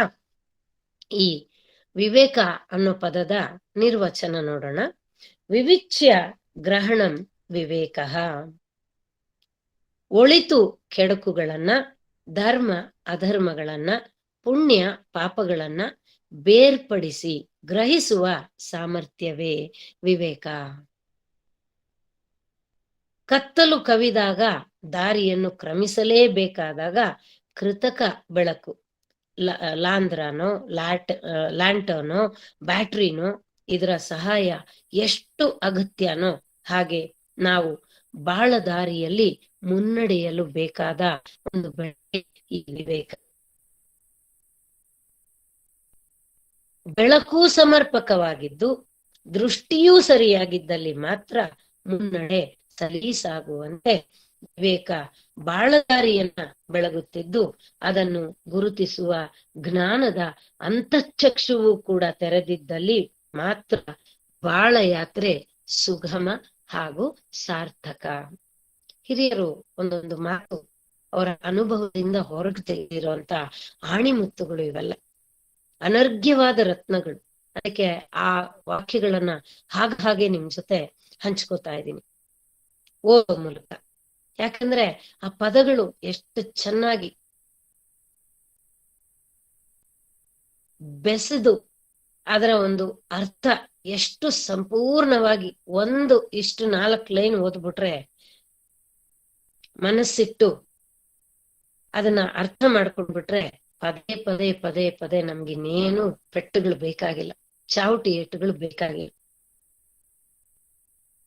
ಸುದೀರ್ಘವಾದ ಈ ಜೀವನದಲ್ಲಿ 100-120 ವರ್ಷ ಆಯಸ್ಸಿರುವಂತ ಈ ಜೀವನದಲ್ಲಿ ಯಾವುದು ಬೇಕು ಯಾವುದು ಬೇಡ ಅಂತ ಹೇಳಿ ವಿಮರ್ಶೆ ಮಾಡಿ ಸ್ವೀಕರಿಸುವಂತ ಒಂದು ಶಕ್ತಿಯೇ ವಿವೇಕ. ಯಾವಾಗ ನಾವು ವಿಮರ್ಶೆ ಮಾಡೋದಿಲ್ವೋ, ಪರಿಶೀಲಿಸಲ್ವೋ, ಅವಾಗೆಲ್ಲ ನಾವೇನ್ ಮಾಡ್ತೀವಿ, ಎಡುತ್ತೀವಿ ಜೀವನದಲ್ಲಿ. ಎಡುವುದು ಹೇಳೋದು, ತಿರ್ಗಾ ಎಡುವುದು ಹೇಳೋದು, ಸಂಪಾದಿಸೋದನ್ನ ಖರ್ಚು ಮಾಡ್ಬಿಡೋದು, ಉಳಿಸ್ಕೊಳ್ಳೋದೇನು, ಬೆಳೆಯೋದೇನು? ಹಿತ ಅಹಿತಗಳ ನಿರ್ಧರಿಸುವ ಸ್ವಂತ ಸಾಮರ್ಥ್ಯ ವಿವೇಕ. ಯಾಕಂದ್ರೆ ನನ್ನನ್ನು ನಾನು ಪರಿಶೀಲಿಸ್ಕೋಬೇಕು, ಇಂಟ್ರಾಸ್ಪೆಕ್ಟ್ ಮಾಡ್ಕೋಬೇಕು, ಅನ್ವೇಷಣೆ ಮಾಡ್ಕೊಳ್ಬೇಕು ಅಂದ್ರೆ ನನ್ನಲ್ಲೊಂದು ವಿಶೇಷ ಶಕ್ತಿ ಭಗವಂತ ಕೊಟ್ಟಿದ್ದಾನೆ, ಅದೇ ವಿವೇಕ. ಅದು ಜಾಗೃತ ಸ್ಥಿತಿಯಲ್ಲಿದ್ರೆ ಅದನ್ನ ಪ್ರತಿಕ್ಷಣ ಪ್ರತಿಯೊಂದು ಥಾಟ್, ಆಕ್ಷನ್ ಅಂಡ್ ಫೀಲಿಂಗ್ ಅಲ್ಲಿ ನಾನು ಉಪಯೋಗಿಸ್ಕೊಂಡ್ರೆ ಮಾತ್ರ ಹಿತ ಯಾವುದು, ಅಹಿತ ಯಾವುದು, ಧರ್ಮ ಯಾವುದು, ಅಧರ್ಮ ಯಾವುದು, ಸ್ವಾರ್ಥ ಯಾವುದು, ನಿಸ್ವಾರ್ಥ ಯಾವುದು, ಪುಣ್ಯ ಯಾವುದು, ಪಾಪ ಯಾವುದು ಅಂತ ನಾನು ನೋಡ್ಕೊಳ್ತಾ ಮತ್ತೆ ನಾನು ಏನ್ ಮಾಡಿದಾಗ ಭಗವಂತನಿಗೆ ಅದು ಮೆಚ್ಚುಗೆ ಆಗುತ್ತೆ. ಯಾಕೆಂದ್ರೆ ನಮ್ಮೆಲ್ಲರ ಜೀವನಕ್ಕೆ ಸಂಪೂರ್ಣವಾದ ಪ್ರಮಾಣ ಭಗವಂತ. ಮನುಷ್ಯ ನಮ್ಮ ಕೆಲಸ ನೋಡಿ ಅಥವಾ 6 ಕೊಟ್ರೆ ಅತ್ತೆ ಕಡೆ, 3 ಕೊಟ್ರೆ ಸೊಸೆ ಕಡೆ ಅನ್ನೋ ತರ ಬಯಸ್ಡ್ ಆಗಿ ಯಾವ್ಯಾವ್ದೋ ಮನಸ್ಥಿತಿಯಲ್ಲಿ ನಿರ್ಧಾರಗಳನ್ನ ಮಾಡ್ಕೊಳ್ಬಹುದು ಅಥವಾ ನಮ್ಮನ್ನ ಅಳಿಬಹುದು. ಆದರೆ ಭಗವಂತ ಒಬ್ಬನೇ ಎಲ್ಲವನ್ನ ಪಕ್ಷಪಾತವಿಲ್ಲದೆ ನೋಡಿ ನಮಗೆ ಯಾವಾಗ ನಮ್ಗೆ ಏನ್ ಕೊಡ್ಬೇಕೋ ಅದನ್ನ ಕೊಡುವಂತವನು. ಅಂತವನ್ನ ಮೆಚ್ಚಿಸೋ ಪರಿ ಯಾವುದು, ಅದನ್ನ ಆ ದಾರಿಯನ್ನ ಆ ಮಾರ್ಗವನ್ನ ತೋರಿಸ್ಕೊಡುವಂಥದ್ದೇ ನಮ್ಮಲ್ಲಿರುವಂತಹ ಆ ವಿವೇಕ. ವಿವೇಕ ಪೋತಕೋ ಮಹಾನ್ ಅಂತ ಹೇಳಿದ್ದಾರೆ. ವಿವೇಕ ಅನ್ನೋದು ಸಂಸಾರವನ್ನ ದಾಟಿಸುವಂತ ಮಹಾನೌಕೆ, ಅಂದ್ರೆ ಈ ಬಂಧನವನ್ನ ಬಿಡಿಸುವಂಥದ್ದು. ವಿವೇಕ ಸ್ತ್ರಿಷು ಲೋಕೇಶು ಸಂಪದಾಂ ಪರಮಂ ಪದಂ. ವಿವೇಕ ಅನ್ನೋದು 3 ಲೋಕಗಳಲ್ಲೂ ಕೂಡ ಅತಿ ದೊಡ್ಡ ಸಂಪತ್ತು. ಅವಿವೇಕ ಪರಮ ಆಪದಾಂ ಪದಾಂ ಅಂತ ಮಹಾಕವಿ ಭಾರವಿಯವರು ಹೇಳಿರುವಂತದ್ದು. ಅವಿವೇಕಿಗಳಾದವರು ಜೀವನದಲ್ಲಿ ಹೆಜ್ಜೆ ಹೆಜ್ಜೆಗೂ ಎಡವಿ ಬೀಳ್ತಾರೆ. ವಿವೇಕವಿದ್ರೆ ಆಸಕ್ತಿ, ಛಲ, ಧೈರ್ಯಗಳು ಸದಾ ಒಸರುತ್ತಾ ಇರುತ್ತೆ. ಅವರು ತಪ್ಪು ಮಾಡ್ಲಿಕ್ಕೆ ಸಾಧ್ಯ. ವಿವೇಕ ಅನ್ನೋ ಒತ್ತುಗುಂಡಿ ಅವರನ್ನ ಮೇಲಕ್ಕೆ ಎತ್ತಿಸ್ತಾನೆ ಇರುತ್ತೆ. ಇದೇ ವಿವೇಕವನ್ನೇ ಶಾಸ್ತ್ರಗಳು ಒಳಗಣ್ಣು, ಅಂತಶ್ಚಕ್ಷು ಅಂತ ಕೂಡ ಹೇಳಿರುವಂತದ್ದು. ನಮ್ಮ ಅಂತರಂಗ ಶುದ್ಧಿಗೆ, ನಮ್ಮೊಳಗಿರುವ ಅಂತರ್ನಿಧಿಯನ್ನ ನಾವು ಪಡೆದುಕೊಂಡು ಅನುಭವಿಸ್ಲಿಕ್ಕೆ ನಮ್ಮ ಈ ಒಳಗಣ್ಣು ಸದಾ ತೆರೆದಿರ್ಬೇಕು, ಜ್ಞಾನದ ಕಣ್ಣು ಸದಾ ತೆರೆದಿರ್ಬೇಕು. ಆದ್ರೆ ನಮ್ಮ ಹೊರಗಣ್ಣು ತೆರೆದಿರುತ್ತೆ. ಆದ್ರಿಂದ ಯಾವಾಗ್ಲೂ ಎಲ್ಲೋ ಒಂದ್ ಪೋಸ್ಟರ್ ನೋಡಿದ ತಕ್ಷಣ, ಒಂದ್ ಕಟ್ಔಟ್ ನೋಡಿದ ತಕ್ಷಣ ಅದರಿಂದ ಹೋಗ್ತೀವಿ. ಒಂದ್ ಸೇಲ್ ನೋಡಿದ ತಕ್ಷಣ ಅದರಿಂದಗಡೆ ಹೋಗ್ತೀವಿ. ಇನ್ನೇನೋ ನೋಡಿದ ತಕ್ಷಣ ಅದರಿಂದ ಹೊರಟೋಗ್ಬಿಡ್ತೀವಿ. ಮನಸ್ಸು ಅದರಿಂದ ಹೋಗು ಅಂತ ಆಜ್ಞೆ ಕೊಡುತ್ತೆ. ಜಾಗೃತ ಸ್ಥಿತಿಯಲ್ಲಿ ಇರಲ್ಲ, ಅದರಿಂದ ಹೊರಟೋಗ್ತೀವಿ, ಕಾಲ ಕಳ್ಕೊಳ್ತೀವಿ, ಹಣ ಕಳ್ಕೊಳ್ತೀವಿ, ಎಲ್ಲ ಕಳ್ಕೊಳ್ತೀವಿ. ಆದ್ರೆ ವಿವೇಕ ಜಾಗೃತವಾಗಿದ್ರೆ ಏನಕ್ಕೆ ಅವ್ರು ಸೇಲ್ ಹಾಕೋತಾರೆ, ಹಾಕೊಳ್ಳಿ ಬಿಡು, ನನ್ಗೇನ್ ಇವಾಗ ನೆಸೆಸಿಟಿ ಇಲ್ವಲ್ಲ. ಏನು ಅಲ್ಲಿ ಕಟ್ಔಟ್ ಇಷ್ಟು ಅಟ್ರಾಕ್ಟಿವ್ ಆಗಿ ಕಾಣಿಸ್ತದೆ ಅಂದಿದ ತಕ್ಷಣ ಆ ಪಿಕ್ಚರ್ ಬ್ಲಾಕ್ ಕಲರ್ ಟಿಕೆಟ್ ತಗೊಂಡು ಹೋಗ್ಬಿಡ್ಬೇಕು ಅನ್ನೋದೇನಿದೆ ಇವಾಗ, ಅಂತ ನೆಸೆಸಿಟಿ ಏನಿಲ್ವಲ್ಲ ಅಂತ ನಮ್ಗೆ ಒಂದು ಸರಿಯಾದ ಆಲೋಚನೆ ಬಂದ್ರೆ ಕೂಡ ನಾವು ಈ ರೀತಿ ನಡ್ಕೊಳ್ಳೋದಿಲ್ಲ ಜೀವನದಲ್ಲಿ. ಬುದ್ಧಿಯ ದಾರಿದ್ರ್ಯವನ್ನು ಇಂಗಿಸಲು ಈ ವಿವೇಕವೇ ಕಾಮಧೇನು, ಇದೇ ಕಲ್ಪವೃಕ್ಷ. ನಮ್ಗೆ ಬರೀ ಹಣದ ದಾರಿದ್ರ್ಯ ಒಂದು ಗೊತ್ತಿರುತ್ತೆ, ಆದ್ರೆ ವಿದ್ಯೆಯ ದಾರಿದ್ರ್ಯ, ಬುದ್ಧಿಯ ದಾರಿದ್ರ್ಯ ಎಲ್ಲವೂ ಇದೆ. ಇದನ್ನೆಲ್ಲ ಹಿಂಗಿಸುವಂಥದ್ದು ಯಾವುದು ಅಂದ್ರೆ ಈ ವಿವೇಕ. ಈ ವಿವೇಕ ಕೊಡ್ತಾನೆ ಭಗವಂತ, ಅದನ್ನ ನಾವು ಜಾಗೃತಗೊಳಿಸ್ಕೊಳ್ಳುವಂಥದ್ದು ಬಹಳ ಮುಖ್ಯ. ನಮ್ಮ ದಿನನಿತ್ಯದ ಒಂದು ಸಮಸ್ಯೆಗಳನ್ನೇ ಚಿಕ್ಕ ಪುಟ್ಟದನ್ನೇ ನಮಗೆ ಪರಿಹಾರ ಆಗ್ಲಿಲ್ಲ ಅಂತ ಹೇಳಿದ್ರೆ ಇನ್ನ ಯಾವ್ಯಾವ ಮಟ್ಟದ ಸಮಸ್ಯೆಗಳು ಬರುತ್ತೆ. ಹೀಗೆ ಇರಲ್ಲ ಯಾವಾಗ. ಅದನ್ನೆಲ್ಲ ನಾವು ಎಂದಿಗೆ ದಾಟ್ಕೊಂಡು ಹೋಗ್ತೀವಿ, ಹೇಗೆ ಸಾಧ್ಯ ಅಂತ ಹೇಳಿದಾಗ ಈ ವಿವೇಕ ನಮ್ಮಲ್ಲಿ ಉದಯ ಆಗ್ಬೇಕಾದ್ರೆ ಈ ವಿವೇಕ ಜಾಗೃತಿಯಿಂದಲೇ ಇದೆಲ್ಲ ಸಾಧ್ಯ ಅನ್ನೋದಾದ್ರೆ, ಇದು ಉದಯ ಆಗ್ಬೇಕಾದ್ರೆ ಕೂಡ ಏನ್ ಬೇಕು? ತಾಳ್ಮೆ ಬೇಕು. Time is needed. ಅಲ್ಲಿ ತನಕ ನಮಗೆ ಸ್ವಲ್ಪ ವ್ಯವಧಾನ ಇರಬೇಕು. ಈ ವಿವೇಕದ ಒಂದು ಅಭಾವದಿಂದಲೇ ನಮ್ಮನ್ನ ನಾವು ಪರಿಶೀಲನೆ ಮಾಡ್ಕೊಳ್ದಲೇ ಇರೋದ್ರಿಂದ, ಅನ್ವೇಷಣೆ ಮಾಡ್ಕೊಳ್ದಲೇ ಇರೋದ್ರಿಂದ, ಅವಲೋಕನ ಮಾಡ್ಕೊಳ್ದಲೇ ಇರೋದ್ರಿಂದ ಇಷ್ಟೆಲ್ಲ ಆಘಾತ ವಿನಾಶಗಳು ಎಲ್ಲ ಬೇಡದ್ದೆಲ್ಲ ನಮ್ಮ ಜೀವನದಲ್ಲಿ ನಡೀತಾ ಇರುವಂತದ್ದು, ನಮ್ಮ ಜೀವನದಲ್ಲೇ ಎಲ್ಲ ಪ್ರಪಂಚದಲ್ಲೂ ನಡೀತಾ ಇರುವಂತದ್ದು. ಸೊ ಆದ್ದರಿಂದ ವಿವೇಕ ಜಾಗೃತಿ ಮಾಡ್ಕೊಂಡು ಜೀವನದ ಒಂದು ಸಾರ್ಥಕತೆಯನ್ನ ಮಾಡ್ಕೊಳ್ಬೇಕಾದ್ರೆ ಅನುಭಾವಿಗಳ ದಿವ್ಯ ಸಂದೇಶಗಳು, ನಾವೇನು ಗ್ರಂಥಗಳಲ್ಲಿ ಆತ್ಮಕಥೆಗಳಲ್ಲಿ ಓದ್ತೀವಿ, ಅರ್ಥ ಮಾಡ್ಕೊಳ್ತೀವಿ, ಅದನ್ನೆಲ್ಲ ಕ್ರಮಕ್ರಮವಾಗಿ ಅಳವಡಿಸ್ಕೊಳ್ತಾ ಬರ್ಬೇಕು. Just to know is not enough. Adapting is very very important. Implementing is very very important. ಆ ಸಮಯದಲ್ಲಿ ಸ್ವಲ್ಪ ತಾಳ್ಮೆ ಬೇಕು, ನಿಧಾನವಾಗಿ ಹೋಗ್ಬೇಕು, ಬಿದ್ದೆ ಅಂತ ಹೇಳದೆ ಇರಬಾರ್ದು. We have to rise our self with every fall of our life ಅಂತ ಏನು ಹಿರಿಯರು ಹೇಳಿದ್ದಾರೆ. ಮತ್ತೆ ಇದಕ್ಕೆ ಪರಿಶ್ರಮ ನಿರಂತರವಾಗಿರ್ಬೇಕು. ಅಲ್ಲೊಂದ್ಸಲಿ ಇಲ್ಲೊಂದ್ಸಲ ಪ್ರಯತ್ನ ಮಾಡಿದ್ರೆ ಇದೆಲ್ಲ ಆಗೋದಿಲ್ಲ. ಸೊ ಈ ರೀತಿ ನಾವು ನಡ್ಕೊಂಡಾಗ ವಿವೇಕ ಜಾಗೃತಿಯಾಗಿ ನಮ್ಮ ಪ್ರತಿಯೊಂದು ಕ್ರಿಯೆ, ಮಾತು, ನಡವಳಿಕೆ ಎಲ್ಲದನ್ನ ನಾವು ಪರಿಶೀಲಿಸಿ ನಮ್ಮ ಹೆಜ್ಜೆಯನ್ನ ಮುಂದಿಟ್ಟಾಗ we can convert our weaknesses into our strengths and we can grow to great heights. ಯಾವ ಎತ್ತರಕ್ಕೂ ಬೆಳೆದು ಬಿಡ್ಬೋದು ಜೀವನದಲ್ಲಿ. ಇಂತಿಂತ ಶಕ್ತಿಗಳನ್ನೆಲ್ಲ ನಮ್ಮ ಒಳಗಡೆನೆ ಅಡಗಿಸಿಟ್ಟಿದ್ದಾನೆ ಪರಮಾತ್ಮ. ಇದನ್ನೆಲ್ಲ ನಾವು ಹೊರಗೆ ತೆಕ್ಕೊಳ್ಳಿಕ್ಕೆ ನಮ್ಮ ಧ್ಯಾನ, ನಮ್ಮ ಪಾರಾಯಣ, ಜಪ, ನಮ್ಮ ಅನುಷ್ಠಾನ, ಶುದ್ಧ ರೀತಿಯ ಒಂದು ಬದುಕು, ಸರಳ ಜೀವನ, ಇದೆಲ್ಲ ಎಷ್ಟೋ ಮಟ್ಟಿಗೆ ನಮ್ಗೆ ಹೆಲ್ಪ್ ಮಾಡುತ್ತೆ. ಆದ್ರೆ ನಾವಿದು ಯಾವುದನ್ನು ಅಳವಡಿಸ್ಕೊಳ್ಳಲ್ಲ. We get attracted to all timely things, temporary things, which will not help us to liberate or to attain what we need to attain this human life. So ಆದ್ರಿಂದ ಏನೇನನ್ನ ನಾವು ತಿಳ್ಕೊಳ್ಬೇಕು, ತಿಳ್ಕೊಂಡಿದ್ದನ್ನ ಹೇಗೆ ಅಳವಡಿಸ್ಕೊಳ್ಬೇಕು ಅನ್ನೋದನ್ನ ನೋಡ್ತಾ ಬಂದ್ವಿ. ಪವರ್ ಜಡ್ಜ್, ನೆಕ್ಸ್ಟ್ ನಿರ್ಣಯ ಶಕ್ತಿ. It is very hard to judge. ಯಾಕೆಂದ್ರೆ ನಾನೊಂದು ದೃಷ್ಟಿಯಿಂದ ನಾನೇನು ಕ್ರೈಟೀರಿಯಾ ಇಟ್ಕೊಳ್ತೀನಿ, ಆ ಮೂಲಕ ನಾನೇನ್ ಮಾಡ್ತೀನಿ, ಜಡ್ಜ್ ಮಾಡ್ತೀನಿ, ಒಂದು ನಿರ್ಣಯವನ್ನ ತೆಗೆದುಕೊಳ್ತೀನಿ ಒಂದು ವ್ಯಕ್ತಿಯ ಬಗ್ಗೆ, ಒಂದು ಸಂದರ್ಭದ ಬಗ್ಗೆ, ನಮ್ಮ ಜೀವನದ ಬಗ್ಗೆ ಎಲ್ಲ. ಅದು ಇನ್ನೊಂದು ದೃಷ್ಟಿಯಿಂದ ನೋಡಿದಾಗ ಅವ್ರಿಗದ್ ಸರಿ ಅಂತ ಅನ್ನಿಸ್ದೆ ಹೋಗ್ಬೋದು. ಅಥವಾ ನಾನೇ ನನ್ನ ದೃಷ್ಟಿಕೋನವನ್ನ ಬದಲಾಯಿಸ್ಕೊಂಡು ಇನ್ನೊಂದು ಆಂಗಲ್ ಅಲ್ಲಿ ನಿಂತ್ಕೊಂಡು ನಾನು ನೋಡಿದಾಗ ಅಯ್ಯೋ ನಾನ್ ತೆಗೆದುಕೊಂಡ ನಿರ್ಣಯ ತಪ್ಪೇನು ಅಂತ ಅನ್ನಿಸ್ಬೋದು. So we need to take time to judge. Just by seeing a little, just by understanding a little, things cannot happen the way you expect to. ನಾವು ಅನ್ಕೊಂಡ ರೀತಿಯಲ್ಲಿ ಅದು ನಡಿಲಿಕ್ಕೆ ಸಾಧ್ಯ ಇಲ್ಲ. ಮನುಷ್ಯ ತನ್ನನ್ನ ತಾನು ಜಡ್ಜ್ ಮಾಡ್ಕೊಳ್ತಾನೆ, ಬೇರೆಯವರು ಜಡ್ಜ್ ಮಾಡ್ತಾನೆ, ನೇಚರ್ ಜಡ್ಜ್ ಮಾಡ್ತಾನೆ,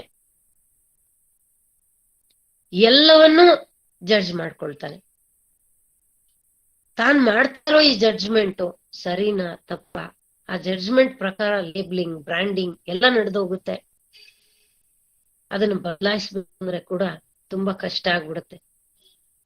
ಯಾರೋ ಒಂದ್ ಚಿಕ್ಕ ತಪ್ಪು ಮಾಡಿರ್ತಾರೆ, ನಮ್ಮ ಅಜ್ಞಾನದಿಂದ ಅದನ್ನ ಎಷ್ಟೋ ಮಟ್ಟಕ್ಕೆ ಅದ್ರ ಬಗ್ಗೆ ನಾವು ಮಾತಾಡಿ ಒಂದು ಅದನ್ನ ವೈಪೇ ಮಾಡಕ್ ಆಗ್ದಿರ ಅಳಿಸ್ದಲೇ ಇರುವಂತ ಒಂದು ಬ್ಲಾಕ್ ಮಾರ್ಕ್ ಅನ್ನ ಕ್ರಿಯೇಟ್ ಮಾಡಿ ಇಟ್ಬಿಡ್ತೀವಿ ಅವ್ರ ಜೀವನದಲ್ಲಿ. ಆಮೇಲೆ ಎಷ್ಟೆಷ್ಟು ಪ್ರಯತ್ನ ಮಾಡಿ ಕೂಡ ಪಾಪ ಅವರು ಅದರಿಂದ ಹೊರಗ್ ಬರ್ಲಿಕ್ಕೆ ಆಗಲ್ಲ. ಪ್ರತಿ ಒಬ್ರು ಕೂಡ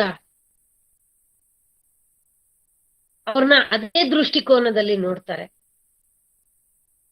ಎಂತ ಒಂದು ಗ್ರೇವ್ ಮಿಸ್ಟೇಕ್ ನಾವು ಮಾಡಿದ್ದು ಇನ್ನೊಬ್ಬರ ಜೀವನದ ಬಗ್ಗೆ.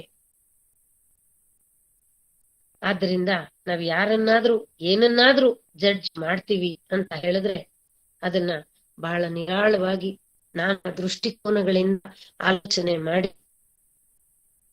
ನಿಖರವಾಗಿ ನಮ್ಗಿದ್ ಸರಿ ಅಂತ ಅನ್ಸಿದ್ರೆ, ನನಗೆ ಹೀಗ ಅನ್ನಿಸ್ತಾ ಇದೆ ಅಂತ ಹೇಳಿದ್ರು ಕೂಡ ಒಳ್ಳೇದೇನೋ, ಇದು ಸರಿ ಅಂತ ಹೇಳೋದಕ್ಕಿಂತ.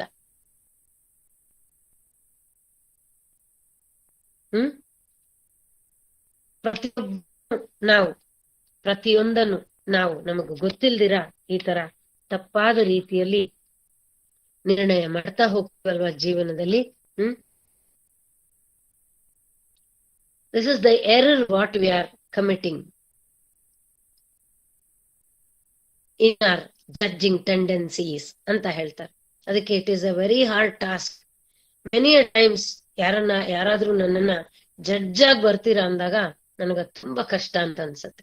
ಯಾಕಂದ್ರೆ ಎಷ್ಟೊಂದು ಆಂಗಲ್ ಇಂದ ನೋಡ್ಬೇಕಾಗತ್ತೆ, ಅಲ್ಲಿ ಸಮಯ ಕಡಿಮೆ ಇರುತ್ತೆ, ಒಬ್ರಾದ್ಮೇಲೆ ಒಬ್ರು ಪಾರ್ಟಿಸಿಪೆಂಟ್ಸ್ ಒಂದಾದ್ಮೇಲೆ ಒಂದ್ ನೋಡ್ತಾ ಹೋಗ್ಬೇಕಾಗತ್ತೆ. ನಿಧಾನವಾಗಿ ಆಲೋಚನೆ ಮಾಡಿ ಎಲ್ಲದಕ್ಕೂ ಒಂದು ನ್ಯಾಯ ಒದಗಿಸ್ಲಿಕ್ಕೆ, ಜಸ್ಟಿಸ್ ಕೊಡ್ಲಿಕ್ಕೆ ಆ ಸಮಯ ಸಾಕಾಗಲ್ವೇನೋ ಅಂತ ಅನ್ಸತ್ತೆ. ಆಮೇಲೆ ಆ ಸಂದರ್ಭಕ್ಕೆ ಸರಿಯಾಗಿ ಏನೋ ಆ ಸಮಯಕ್ಕೆ ತೋಚಿದಷ್ಟು ಮಾಡಿ ಬಂದ್ರು, ಆಮೇಲೆ ಅಯ್ಯೋ ಆ ಮಗು ಅಲ್ಲಿ ಚೆನ್ನಾಗ್ ಮಾಡಿತ್ತಲ್ಲ, ಅದ್ ಆ ಕ್ಷಣದಲ್ಲಿ ನಂಗೆ ಸ್ಟ್ರೈಕ್ ಆಗ್ಲಿಲ್ವಲ್ಲ, ಇವಾಗ ಅನ್ನಿಸ್ತಾ ಇದೆಯಲ್ಲ ಆ ಮಗು ಎಷ್ಟು ಚೆನ್ನಾಗ್ ಮಾಡಿತ್ತು, ನಾನು ಇನ್ನೊಂದ್ ಸ್ವಲ್ಪ ಯೋಚನೆ ಮಾಡ್ಬೋದಿತ್ತಲ್ಲ, ಛೇ ಪಾಪ ನಾನು ಅನ್ಯಾಯ ಮಾಡ್ಬಿಟ್ನೆ ಅಲ್ಲ. ಆದ್ರಿಂದ to judge is a tough call. It is like a uphill task, but I need to gear up myself to take the truck. Is it not? To take the trek. Is it not? I need to up gear myself. ಅಲ್ಲಿ ತನಕ ಬಹಳಷ್ಟು ಪ್ರಯತ್ನಗಳು ನಡಿಬೇಕಾಗತ್ತೆ. ಆದ್ರಿಂದ ಯಾವ್ದಾದ್ರೂ ವಿಷಯ, ಯಾವ್ದಾದ್ರೂ ವ್ಯಕ್ತಿಯನ್ನ, ಏನನ್ನಾದ್ರೂ ನಾವು ಜಡ್ಜ್ ಮಾಡ್ಬೇಕಾದ್ರೆ ಸ್ವಲ್ಪ ಸಮಯ ತೆಗೆದುಕೊಂಡು ನಾನಾ ದೃಷ್ಟಿಕೋನಗಳಿಂದ ಅದನ್ನ ಗಮನಿಸಿ ಅರ್ಥ ಮಾಡ್ಕೊಂಡು ಆನಂತರ ದಿಸ್ ಇಸ್ ಮೈ ಒಪಿನಿಯನ್ ಅಂತ ಹೇಳ್ಬೋದು. ಆವಾಗ I think it looks little positive and effective ಅಂತ ನನ್ಗನ್ಸತ್ತೆ. ಎಲ್ಲರ ವಿಷಯ ನನಗ್ ಗೊತ್ತಿಲ್ಲ, ನನ್ಗೇನನ್ಸತ್ತೆ ಅನ್ನೋದನ್ನ ನಾನು ನಿಮ್ ಜೊತೆ ಹಂಚ್ಕೊಳ್ತಾ ಇದ್ದೀನಿ. ಸೊ ಪವರ್ ಟು ಜಡ್ಜ್ ನೋಡಿದ್ವಿ. Next power to face. This is very, very interesting. ಭಗವಂತನ ಹತ್ರ ಪ್ರಾರ್ಥನೆ ಇಟ್ರೆ ಮೊದಲ ಪ್ರಾರ್ಥನೆ, power to bless me the power to face can be the best prayer ಅಂತ. ಯಾಕೆ ಅಂದ್ರೆ ನಾನು ಈ ಜನ್ಮದಲ್ಲಿ ತಪ್ಪಿಸ್ಕೊಳ್ಬಹುದು, ಆದರೆ ಮುಂದಿನ ಜನ್ಮ ಬರುತ್ತೆ, ಇದನ್ನ ನಾನು ಅನುಭವಿಸ್ಲೇಬೇಕಾಗುತ್ತೆ, ಇದನ್ನ ನಾನು ಎದುರಿಸ್ಲೇಬೇಕಾಗುತ್ತೆ. ಯಾಕೆಂದ್ರೆ ನೀನ್ ಇದನ್ನ ಮುಗಿಸೋ ತನಕ ನಿನಗೆ ಮುಕ್ತಿ ಇಲ್ಲಪ್ಪ ಅಂತ ಪರಮಾತ್ಮ ಹೇಳಿದಾನೆ. ಆಗ ಈ ಜನ್ಮದಲ್ಲೋ ಈ ಕ್ಷಣದಲ್ಲೋ I can do the passing the buck. ಆದ್ರೆ that is not the truth. No, ಅದು ನಿಜ ಅಲ್ವಲ್ಲ. ಯಾವತ್ತಿದ್ರು ನಾನು ಅದನ್ನ ಕೈಗೆ ತೆಗೆದುಕೊಳ್ಳೇಬೇಕಲ್ವಾ. And anything you do not face it in turn, it comes as a fear.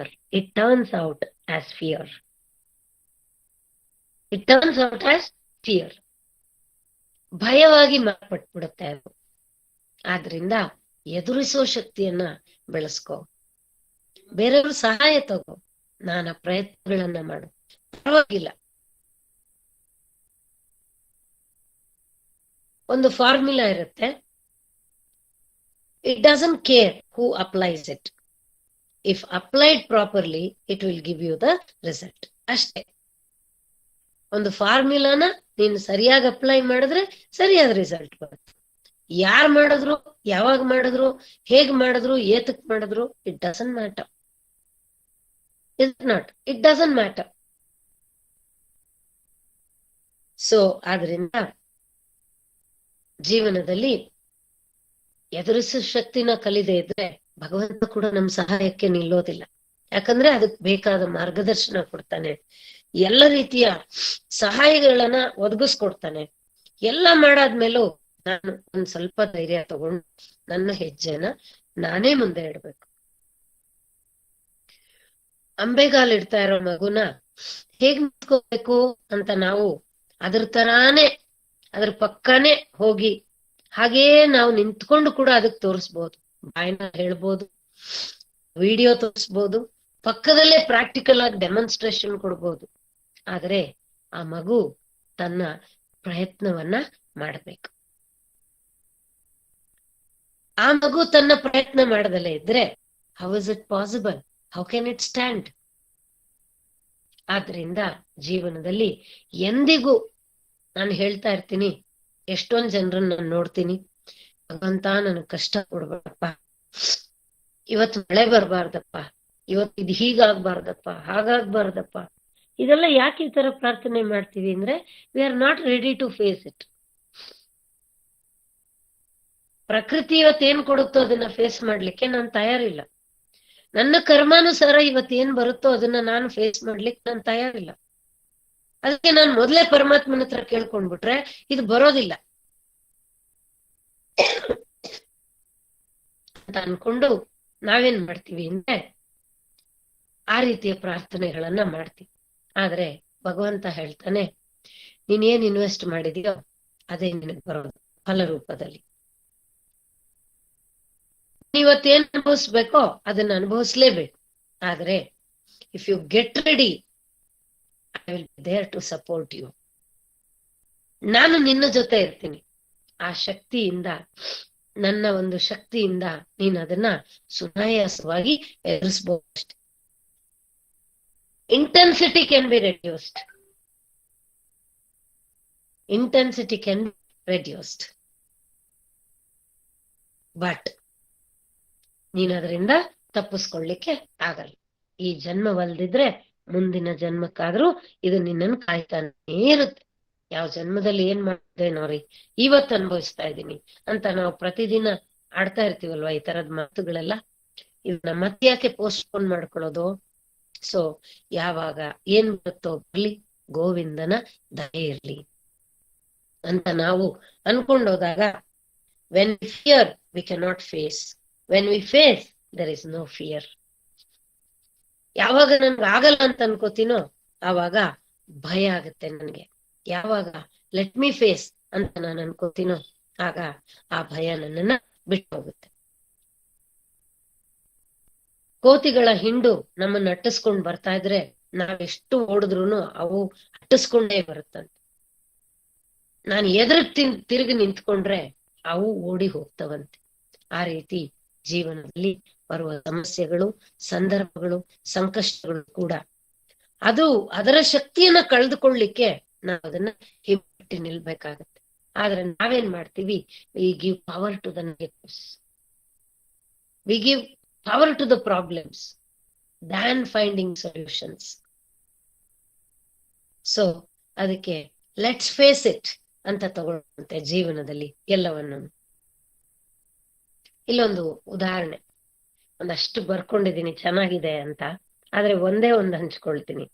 A day when I wanted to deliver a speech, love and God, but I stammered as soon as I saw the audience. ದೇವರ ಬಗ್ಗೆ, ಪ್ರೀತಿಯ ಬಗ್ಗೆ ಹೇಳ್ಬೇಕು ಅಂತ ನಾನೊಂದು ಭಾಷಣವನ್ನ ತಯಾರು ಮಾಡ್ಕೊಂಡೆ. ಆದ್ರೆ ಸ್ಟೇಜ್ ಹತ್ತಿದ ತಕ್ಷಣ, ಪ್ರೇಕ್ಷಕರನ್ನ ನೋಡಿದ ತಕ್ಷಣ ನನ್ಗೇನಾಗೋಯ್ತಪ್ಪ ಅಂತ ಹೇಳಿದ್ರೆ ನನ್ ಫೇಸ್ ಮಾಡಕ್ಕಾಗ್ಲಿಲ್ಲ. I fail to see you in them. ಅವರಲ್ಲೆಲ್ಲ ನೀನೇ ಇದೀಯಾ ಅನ್ನೋದನ್ನ ನಾನು ನೋಡಿದಿದ್ರೆ ನನಗ್ ಭಯ ಆಗ್ತಾ ಇರ್ಲಿಲ್ಲ. ಆದ್ರೆ ಆ ಕ್ಷಣದಲ್ಲಿ ಆ ಆಲೋಚನೆ ನನಗ್ ಬರ್ಲಿಲ್ಲ.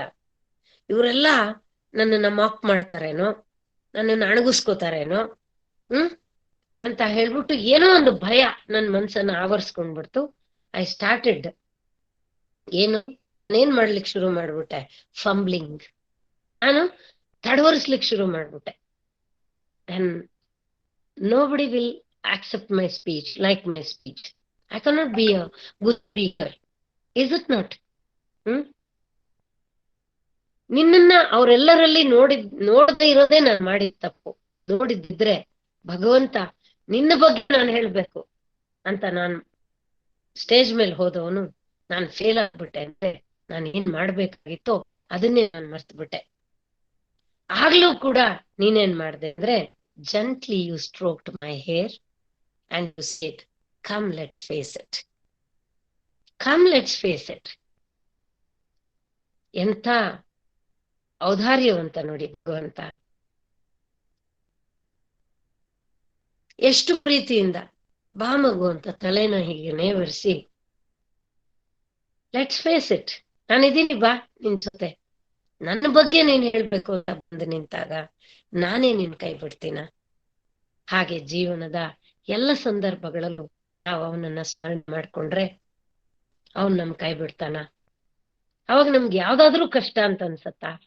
ಯಾವ್ದ್ರ ಬಗ್ಗೆ ಆದ್ರೂ ನಮ್ಗೆ ಭಯ ಅಂತ ಅನ್ಸತ್ತ?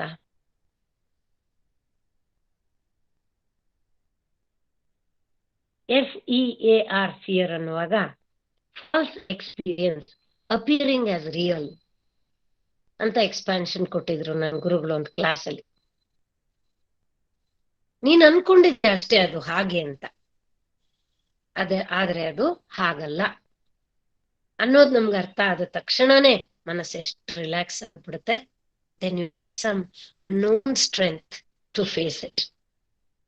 ಎಲ್ಲಿಂದನೋ ಆ ಕ್ಷಣದಲ್ಲಿ ಅದ್ ಯಾವ ಶಕ್ತಿ ಬಂತೋ, ಅದ್ ಯಾವ ಆಲೋಚನೆ ಬಂತೋ, ಅದೇನ್ ಬುದ್ಧಿಗೆ ಹೊಳಿತೋ ಅಲ್ಲಿಂದ ನಾನು ದಾಟೇ ಬಿಟ್ಟೆ ಅಂದಾಗ ಎಷ್ಟು ನಿರಾಯಾಸ, ಎಷ್ಟು ನಿಶ್ಚಿಂತೆ, ಎಷ್ಟು ನಿರಾಳ ನೋಡಿ. So let's face it, power to face. ಎದುರಿಸೋ ಶಕ್ತಿಯನ್ನ ದಿನದಿಂದ ದಿನಕ್ಕೆ, ಪ್ರತಿಯೊಂದು ಸಂದರ್ಭ, ವ್ಯಕ್ತಿ, ಸನ್ನಿವೇಶ ಇವಿಷ್ಟೇ ತಾನೇ ನಮ್ಗೆಲ್ಲವನ್ನ ಕಲಿಸೋದು.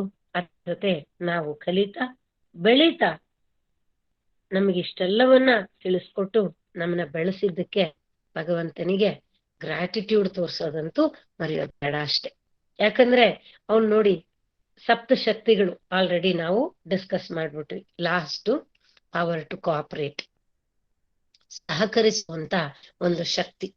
ನಾವೆಲ್ಲರೂ ಈ ಪ್ರಪಂಚದಲ್ಲಿ ಇದೀವಿ ಅಂದ್ರೆ ನಾವ್ ಯಾರು ಇಂಡಿಪೆಂಡೆಂಟ್ ಆಗಿರ್ಲಿಕ್ಕೆ ಸಾಧ್ಯ ಇಲ್ಲ. ಒಬ್ರಿಗೆ ಒಬ್ರು ಕೋಆಪರೇಟ್ ಮಾಡ್ಲೇಬೇಕು. ಒಂದಲ್ಲ ಒಂದ್ ರೀತಿನಲ್ಲಿ ಎಲ್ಲರೂ ಎಲ್ಲರಿಗೂ ಕೋಆಪರೇಟ್ ಮಾಡ್ಲೇಬೇಕು. ಪ್ರಪಂಚ, ಪ್ರಕೃತಿ,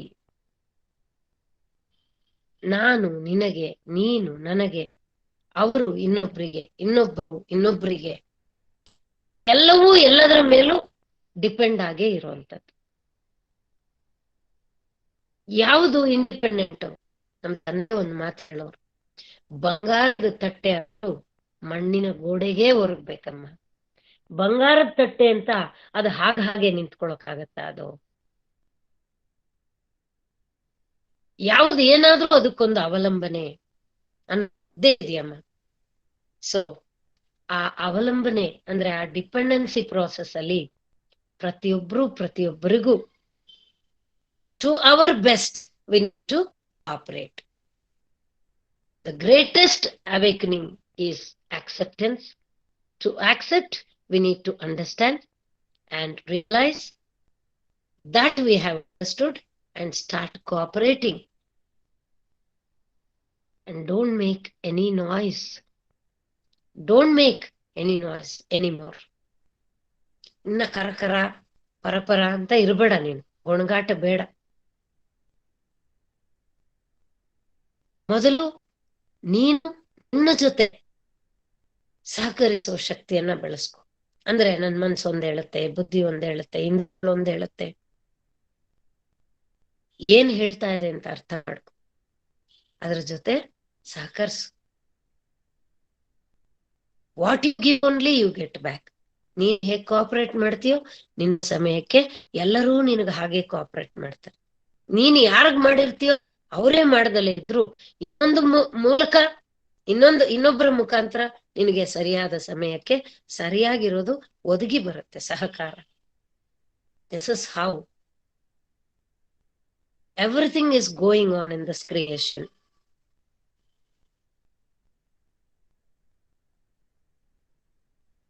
ಸೊ ಈ ರೀತಿ ನಾವು ಎವಾಲ್ವ್ ಆಗ್ತಾ ಹೋದಾಗ ವಿ ಬಿಕಮ್ ಮೋರ್ ಕಾನ್ಶಿಯಸ್, ಜೀವನದ ಒಂದು ಪ್ರತಿ ಕ್ಷಣವನ್ನು ಬದುಕ್ತೀವಿ, ಸರಿಯಾದ ರೀತಿಯಲ್ಲಿ ಬದುಕ್ತೀವಿ, ವಿವೇಕದಿಂದ ಬದುಕ್ತೀವಿ.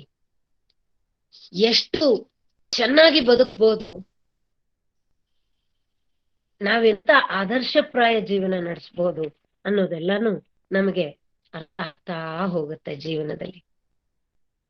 ಈ ಅಷ್ಟ ಬಲಗಳು, ಅಷ್ಟ ಶಕ್ತಿಗಳು ನಮಗೆ ಅಷ್ಟ ದಿಗ್ಬಂಧನವನ್ನೇ ಕೊಟ್ಟು ಅಷ್ಟ ಮೂರ್ತಿಗಳಾಗಿ ನಮ್ಮ ಜೊತೆ ಇದ್ದು ನಮಗೆ ಸದಾ ಸಹಾಯಕವಾಗುತ್ತೆ.